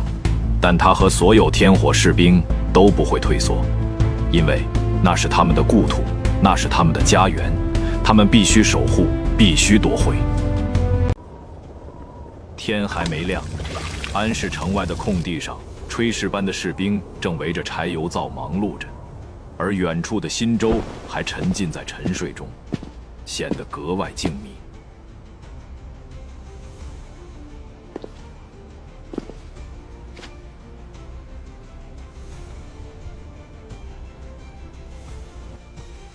关东军目前约65万人，其中沈城及其周边部署了约15万兵力，春城约12万，哈尔城约10万，剩下的则分散在铁路沿线和边境。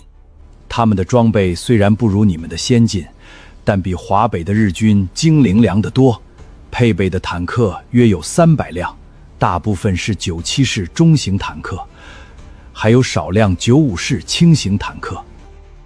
火炮约2000门，涵盖75毫米野战炮、105毫米榴弹炮，主要部署在铁路枢纽和城市外围。士气呢？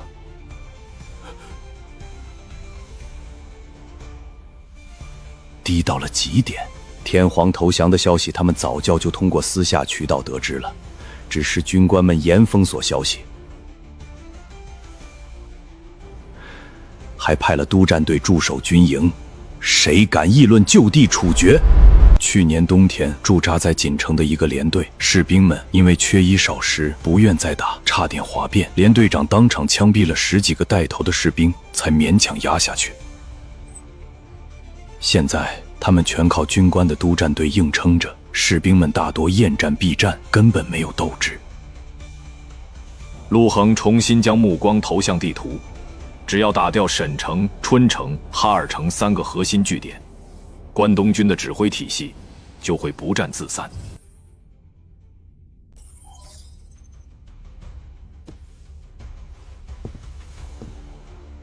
杨司令，你的人能提供什么帮助？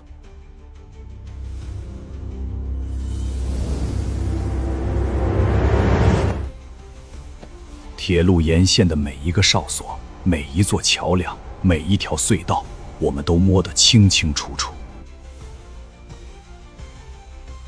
甚至连哨舍里有几挺机枪、几个士兵都有记录。关东军的物资仓库、弹药库位置，我们也了如指掌。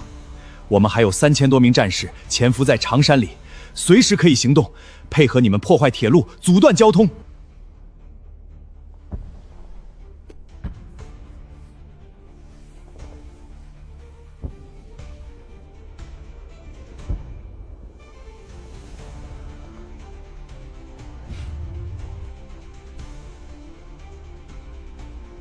沈参谋长，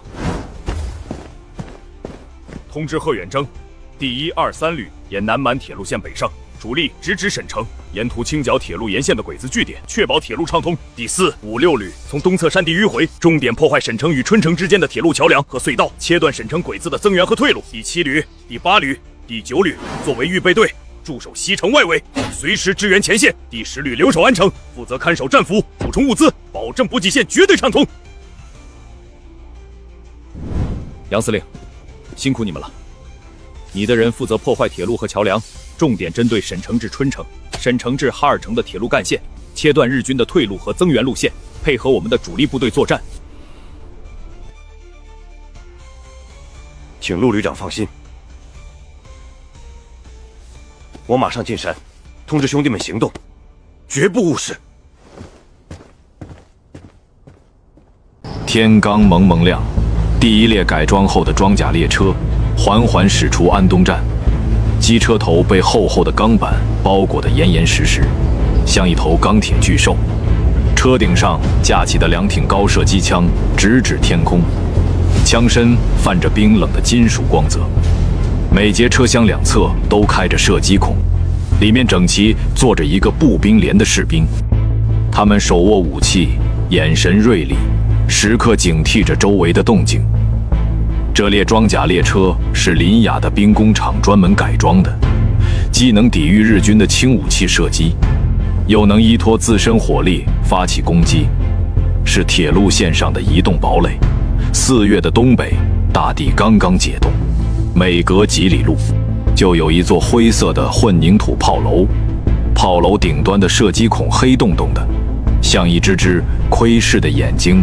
冰冷的混凝土墙体上布满了弹痕，诉说着日军的残暴与贪婪。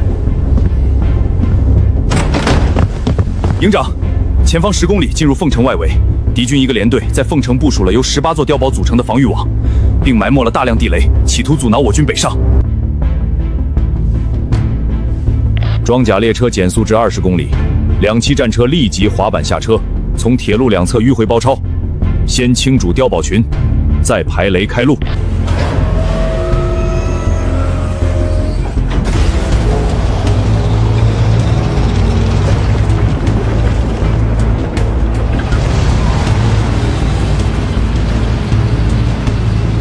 沈城关东军司令部的会议室内，山以三手中紧紧攥着陆横的部队北上的情报。几天前，他接连收到阜城、邱氏、田氏、汉氏失守的消息，今天又收到凤城被彻底拿下。照这个速度，3天后就会兵临沈城城下。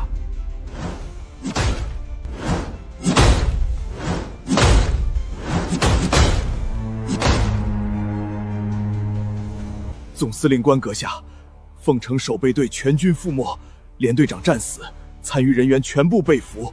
敌军先头部队正在向西城推进，预计明天上午就能抵达西城外围。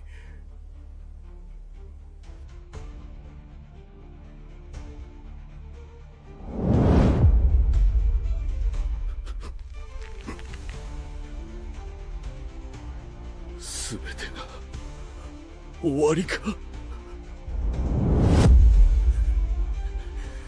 第1師団、第8師団、第9師団、全て市議中へ朝見し、必ず市議中を詐称し、一歩も後退するな。第2師団、第4師団、第7師団、すぐに戦線外に参道の防衛線を構築せよ。戦壕を深こぎ、鉄胆読みを張り、地雷山を設置し、銃砲を配備せよ。最後の一人まで戦岸を断そう。ないよかるなにも。第5師団、第師団、第6師団、総意一隊隊、中小新中城内、随時筑延奇襲、外衛砲勢。総司令官閣下、お伺いします。第9兵団は昨年の強強戦線で常に敵軍に全接されており、現在は再建もされておらず、使用可能の兵力はありません。那就把编制给新的部队，重新组建第9神兵部队。我哋有70万人，难道还挡不住一支10万人的部队吗？はい、総司令官閣下、すぐに手配します。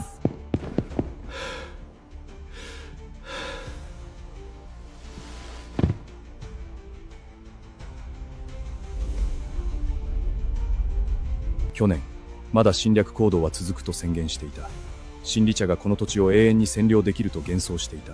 だが今、それは全て泡だと分かった。この土地を守る軍隊が先進的な武器と強悍な戦力で彼の幻想を徹底的に打ち砕いたのだ。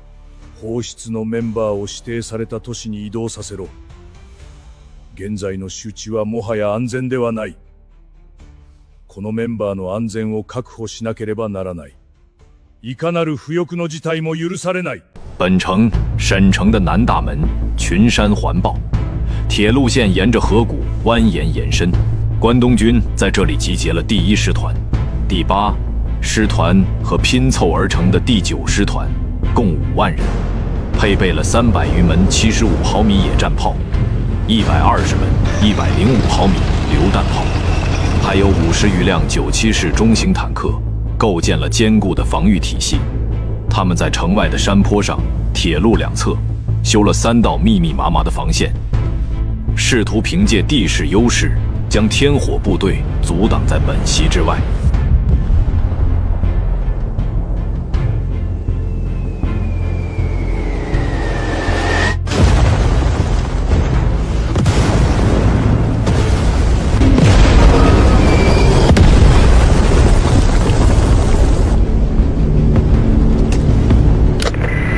下车，全部下车，脱离铁路线，向两侧山坡疏散。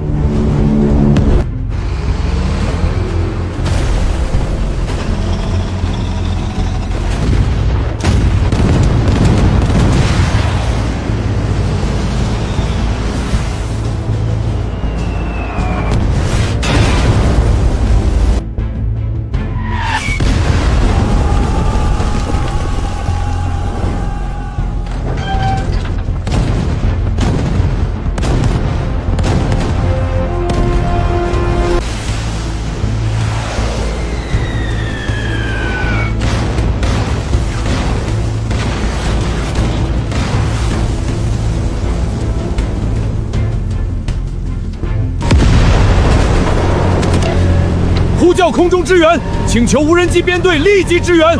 目标：日军炮兵阵地全部覆盖。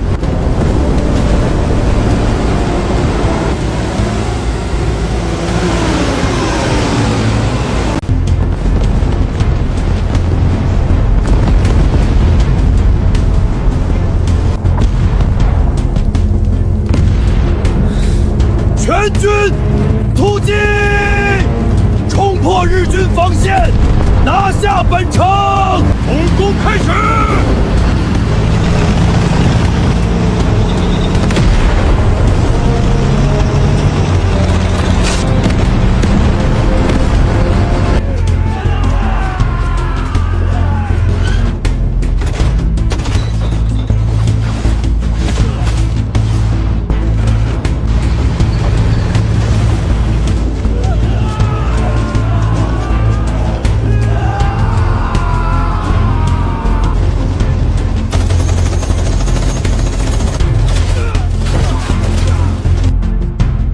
下午2点，本溪的枪声彻底停了，城外的防线被彻底突破，本溪被天火部队完全控制。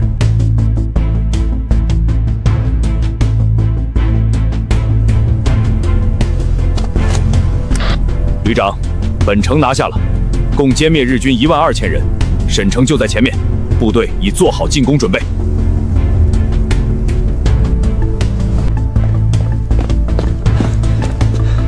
营长，陆旅长来电。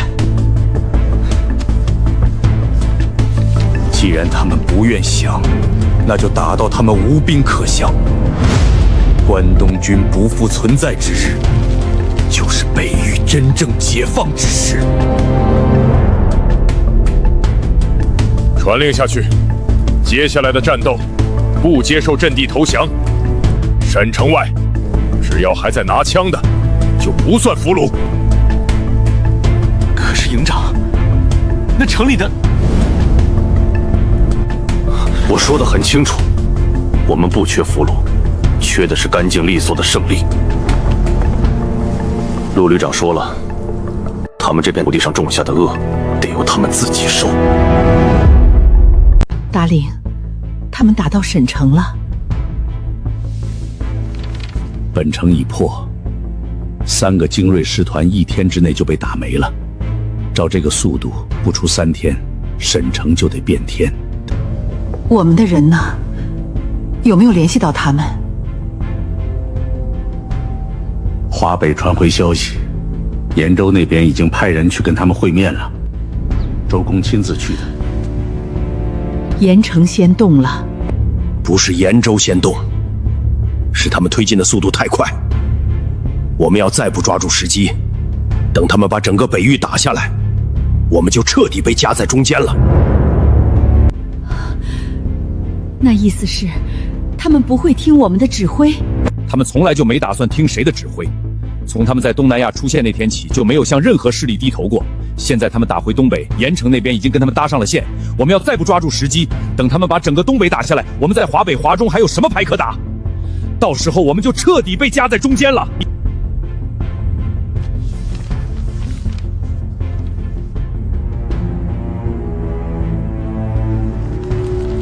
若不趁此时机扩大战区，恐将来受制于人。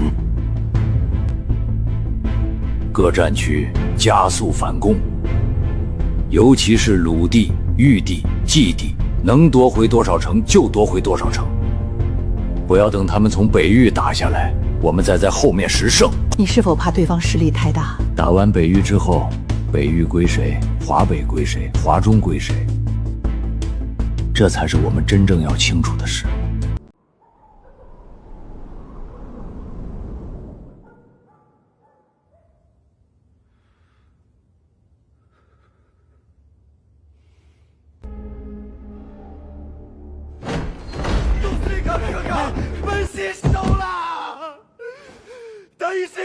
第1師班、第8班、第9憲兵，我軍在不利は絶対崩壊。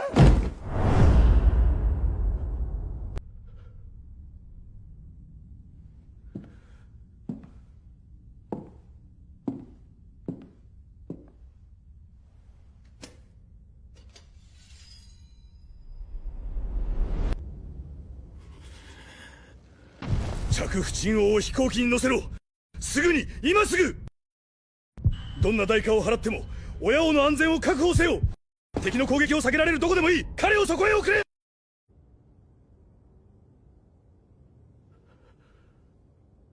总司令康卡卡，沈城机场已经被敌军的无人机干死，而且机场的跑道在之前的空人空袭中已经被炸毁，无法起降飞机。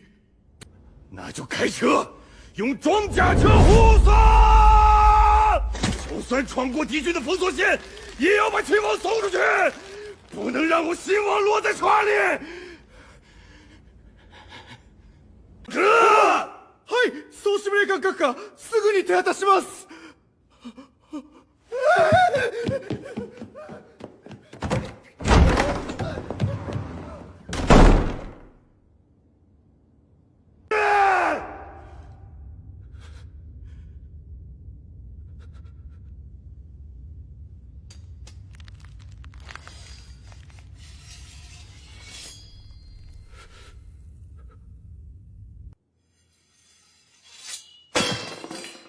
清朝も守れない。長将も守れない。波城も守れない。すべての満州は守れない。帝国の夢はこの土地で完全に砕け散った。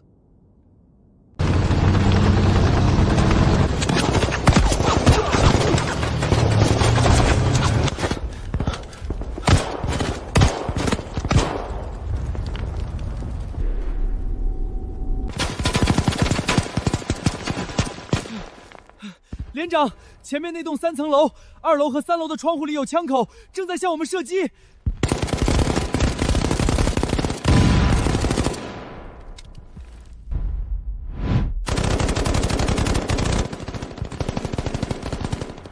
战车，目标前方3层楼，3楼窗户处的重机枪阵地，精准射击。放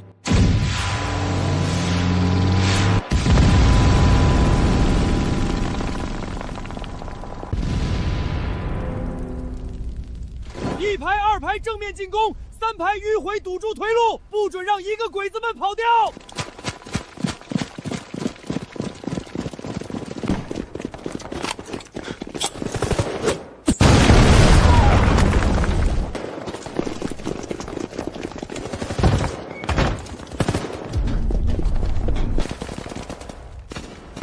2楼走廊拐角1个，楼梯间2个，1楼厨房柜子里1个。注意隐蔽，逐个清除。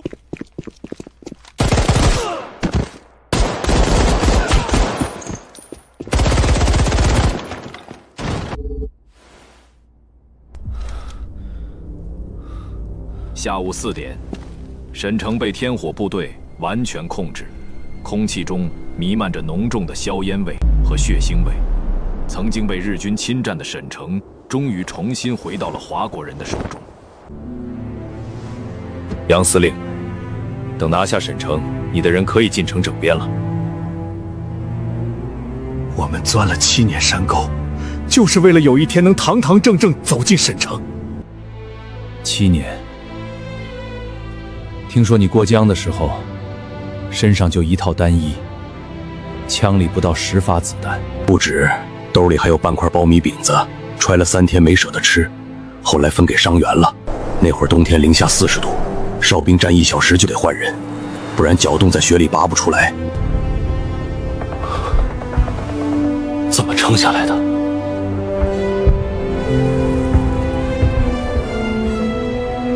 后来发现鬼子比我们怕死，他们在山下烧篝火、扎帐篷，夜里却睡不踏实。我们在山上爬雪窝子一动不动，他们反而不来找。有一回断粮被围，所有人都觉得完了，可第2天天亮，鬼子自己撤了，因为他们的向导说，这鬼天气华国人活不了，可我们活下来了。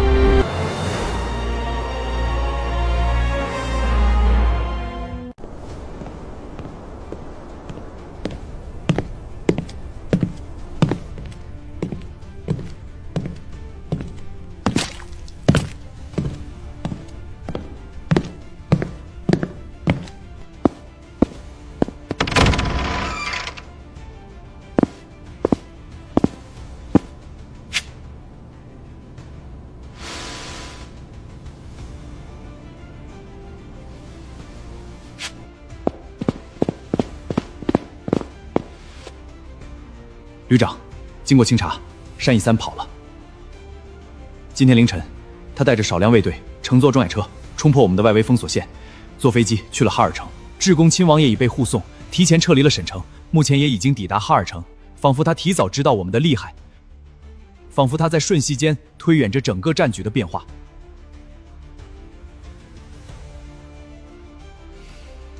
跑得了和尚，跑不了庙。他就算跑到哈尔城，跑到齐齐尔，也逃不出我们的手掌心。通知贺远征，第4旅、第5旅、第6旅立即继续北上，加快推进速度，重点破坏沈城到春城的铁路桥梁和隧道，彻底切断沈城与春城之间的联系，阻止春城的日军增援哈尔城。第7旅、第8旅、第9旅在沈城休整1天，补充物资、检修装备，1天后跟进。目标春城，拿下春城，再攻哈尔城，彻底清除东北的日军残部。是，旅长。我立刻去传达命令。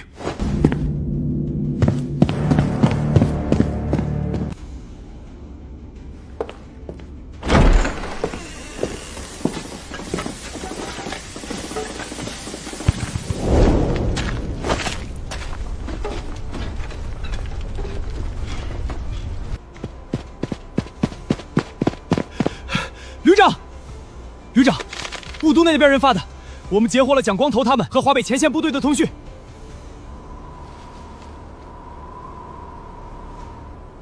鬼子已成无根之萍，粮弹两缺，后援断绝。华北、华中各战区务必趁此窗口期扩大战果，尽早占据关键城市，切勿坐待东北战局落定后再行动。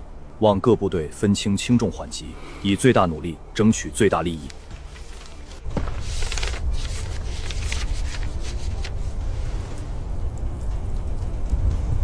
雾都那边在催人。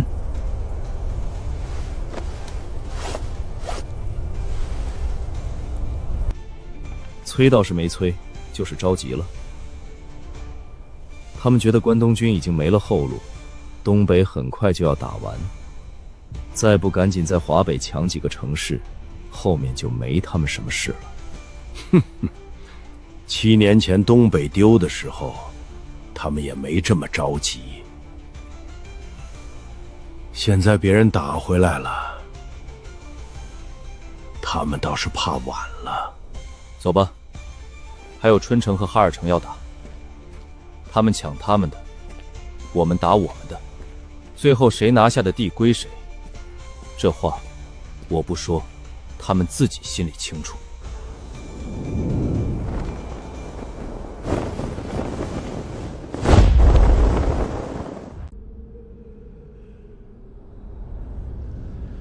沈阳火车站的照明灯照亮了整个站台，11万名战俘从沈城的各个角落被押到这里。他们蹲在站台上，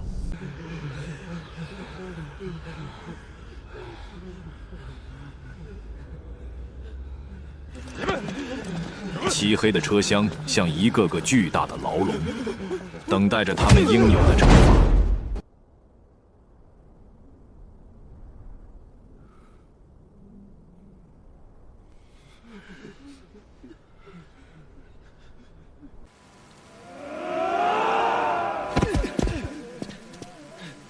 長官、あなたは日本人です。なぜ中国人を助けるのか。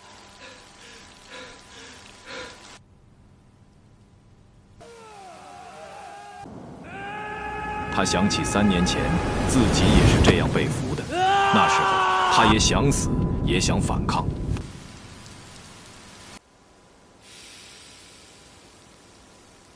あなたの師団が千屋で何人を殺したか知っているか？ここで何を奪ったか知っているか？ここで何人を見上げたか知っているか？君は気にしていない。君はただ数年間軍隊に行っただけで銃も数回しか撃ったことがない兵士だ。今何を叫んでいるのか？漫才？彼はもう降参した君の漫才はすでに公平文書にサインした。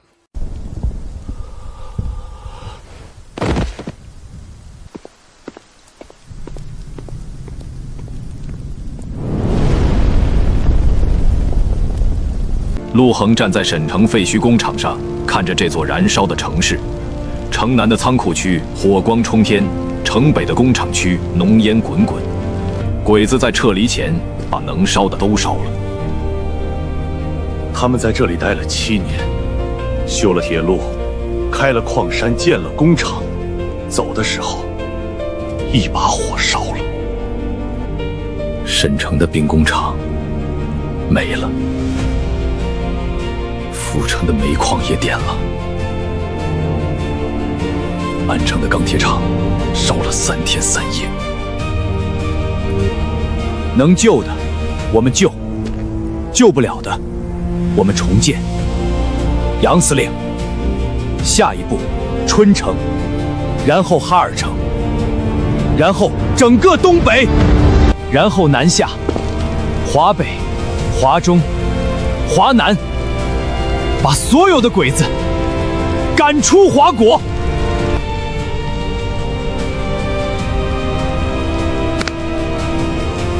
我跟你走。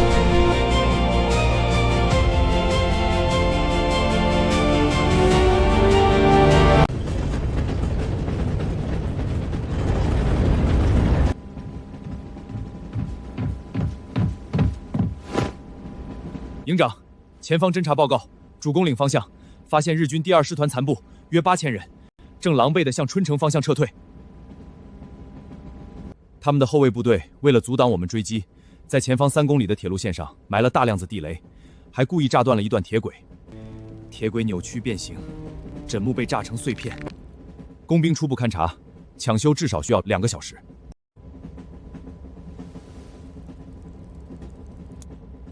2个小时来得及。通知工兵连立即赶赴被炸路段，全力抢修铁轨，务必在2个小时内完成，确保列车顺利通行。另外，命令战车群做好战斗准备，一旦铁轨抢修完毕，立即向主攻岭发起追击，不能让日军主力顺利撤回春征。是，营长。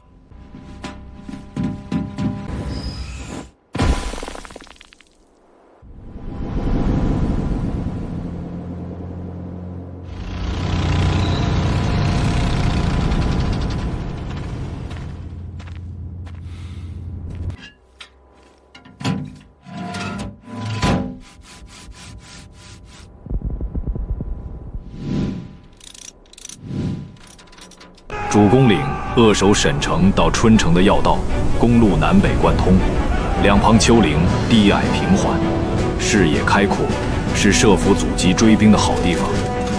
日军第2师团3000后卫缩在丘陵上，惶恐难忘。这群溃兵衣衫破烂，满身泥污血迹，伤员仅用布条草草包扎，鲜血浸透布条，不少人主枪勉强站立。长途奔逃后已是筋疲力尽。后进，有我们一步，挡住他们，为主力部队争取时间。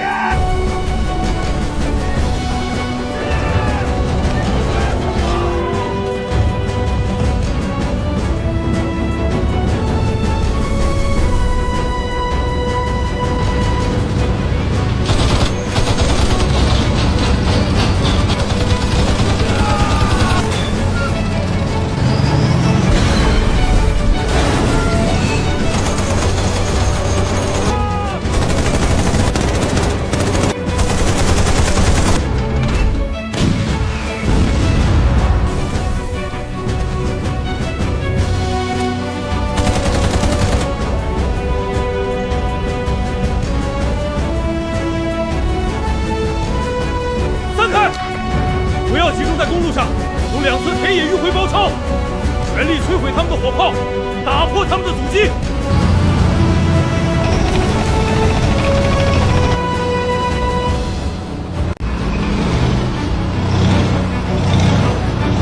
确认，开火！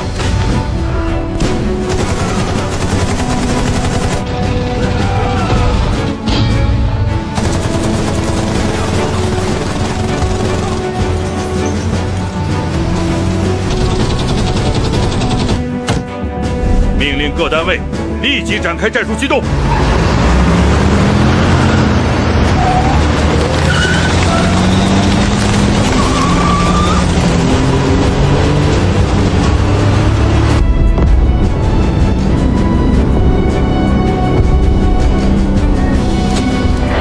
继续前进，不要停，加快速度，突破日军防线。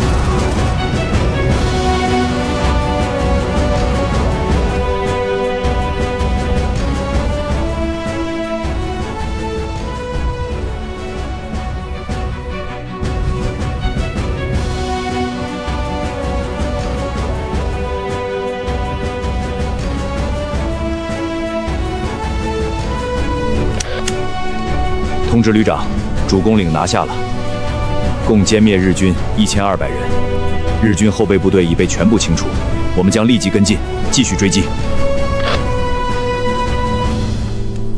山田本之战在关东司令部的窗前，双手扶着冰冷的玻璃，目光空洞地看着窗外的城市，神色苍白而疲惫，眼底布满了血丝，脸上没有丝毫往日的嚣张与傲慢，只剩下无尽的绝望和不甘。总司令官阁下，第2师团后卫部队在主攻岭被全歼，连队长战死。敌军先头部队正在向长春快速推进，预计明天上午就能抵达春城外围。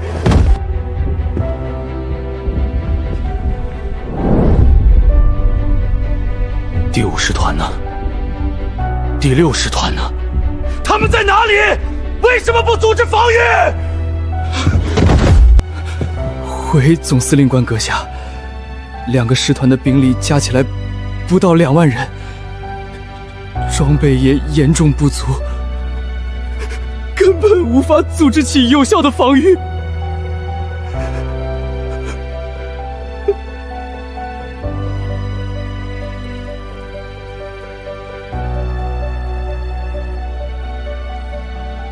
直父亲王呢？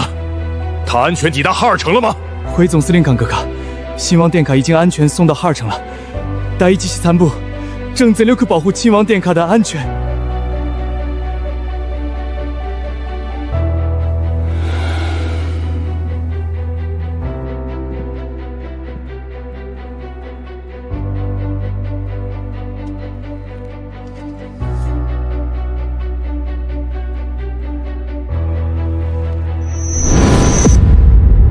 传令下去，全军死春城，不准后退一步。凡是后者当场处决，就算拼到最后一个人，也要守住我们在尊严。はい、そう司令官閣下。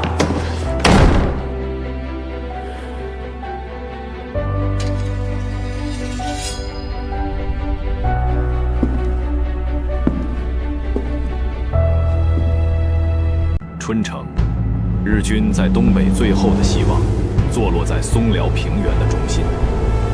四通八达的铁路网和坚固的建筑，是他们7年经营的证明。这里的城墙从未被攻破，是他们最后的堡垒。城外高地上是我方500辆战车、10万名斗志昂扬的天火士兵，以及数百门蓄势待发的重炮。这支钢铁洪流，随时准备将眼前的城市吞噬。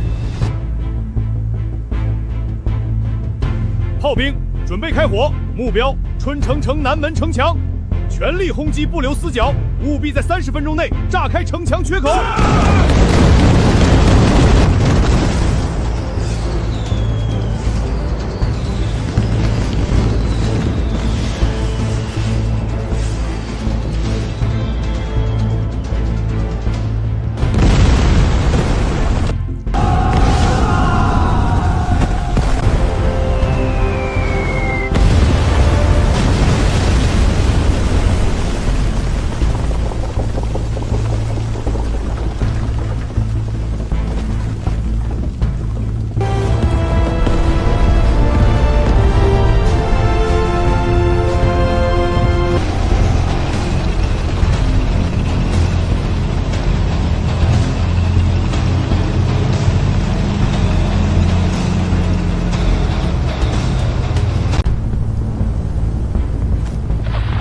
炮火延伸，目标春城城内的日军据点。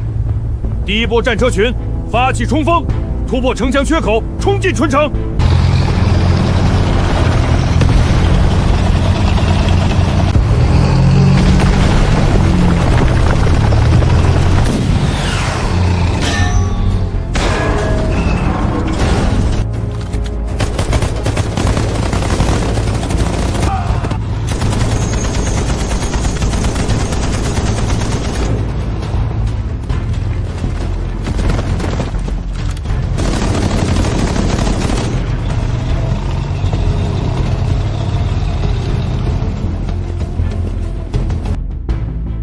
1排2排从正面进攻，撞开铁门；3排4排从侧面翻墙，堵住后路；5排6排作为预备队。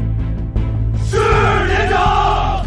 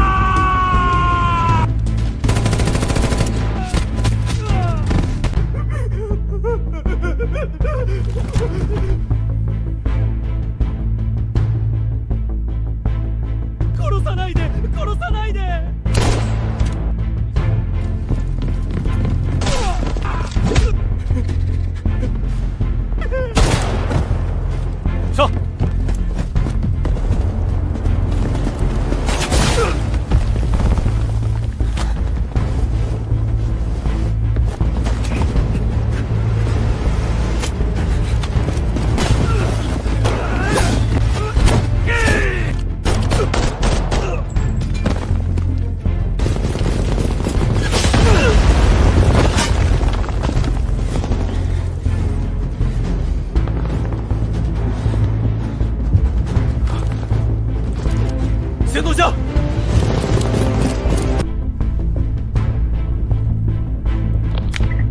通知旅长，日军司令部拿下了，山本平指不在，疑似已经撤离或隐藏起来。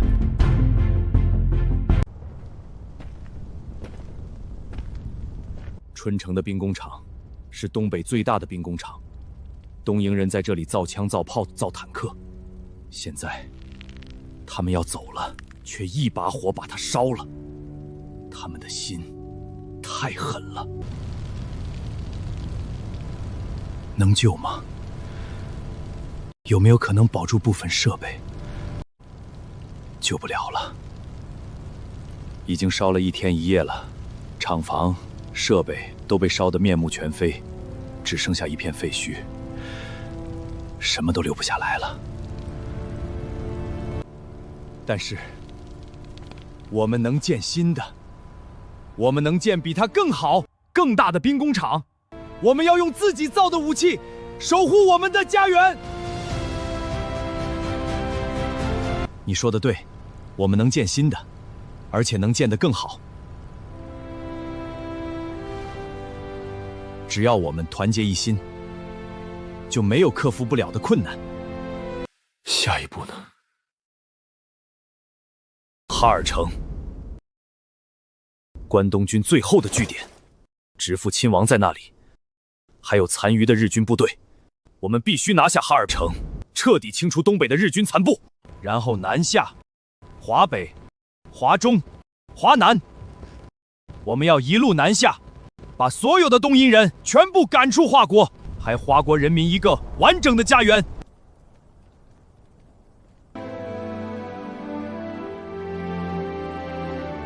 春城的硝烟尚未散尽，街道上的弹坑还残留着炮火的灼痕。陆恒站在巨大的地图前，眼神死死锁住东北最北端这座最后的鬼子据点——哈尔城。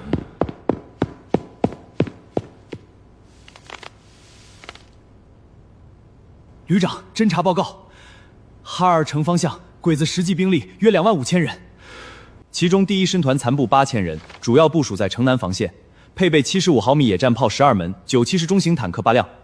第7师团残部7000人，驻守城西工业区，依托厂房构筑防御工事，仅有4门反坦克炮和30坦重机枪。第11团残部6000人，分散在城东南街巷，多为轻武器装备，其余2000人是零散溃兵，混杂在平民区，毫无组织性。他们的攻势集中在城西和城南，战壕深挖至1.5米，侧壁用钢板加固，架设重机枪阵地20余处。而城北因紧靠松江，江面宽阔，水流湍急，他们认定我军无法涉水渡江，几乎未设防，仅安排了100余名哨兵巡逻。为什么笃定我们过不去？回旅长，眼下正是松江融冰期，江面上漂浮着大量棱角风的浮冰，水流湍结，水温低至0度左右，普通橡皮艇难以穿行，大型船只更是无法靠近。敌方认为我方即使有渡江意愿，也会因恶劣的江面环境折戟。通知贺远征，率主力部队从城南发起佯攻，集中300门105毫米教弹炮、火箭炮，重点轰击鬼子城南的重机枪阵地、战壕壁垒和坦克掩体，营造全力强攻的假象，吸引鬼子所有注意力。同时，抽调1个旅的兵力，携带橡皮艇、潜水装备，从城北隐蔽集结，趁夜色涉水渡江，务必在天亮之前拿下松江大桥，切断鬼子的退路，与主力部队形成夹击之势。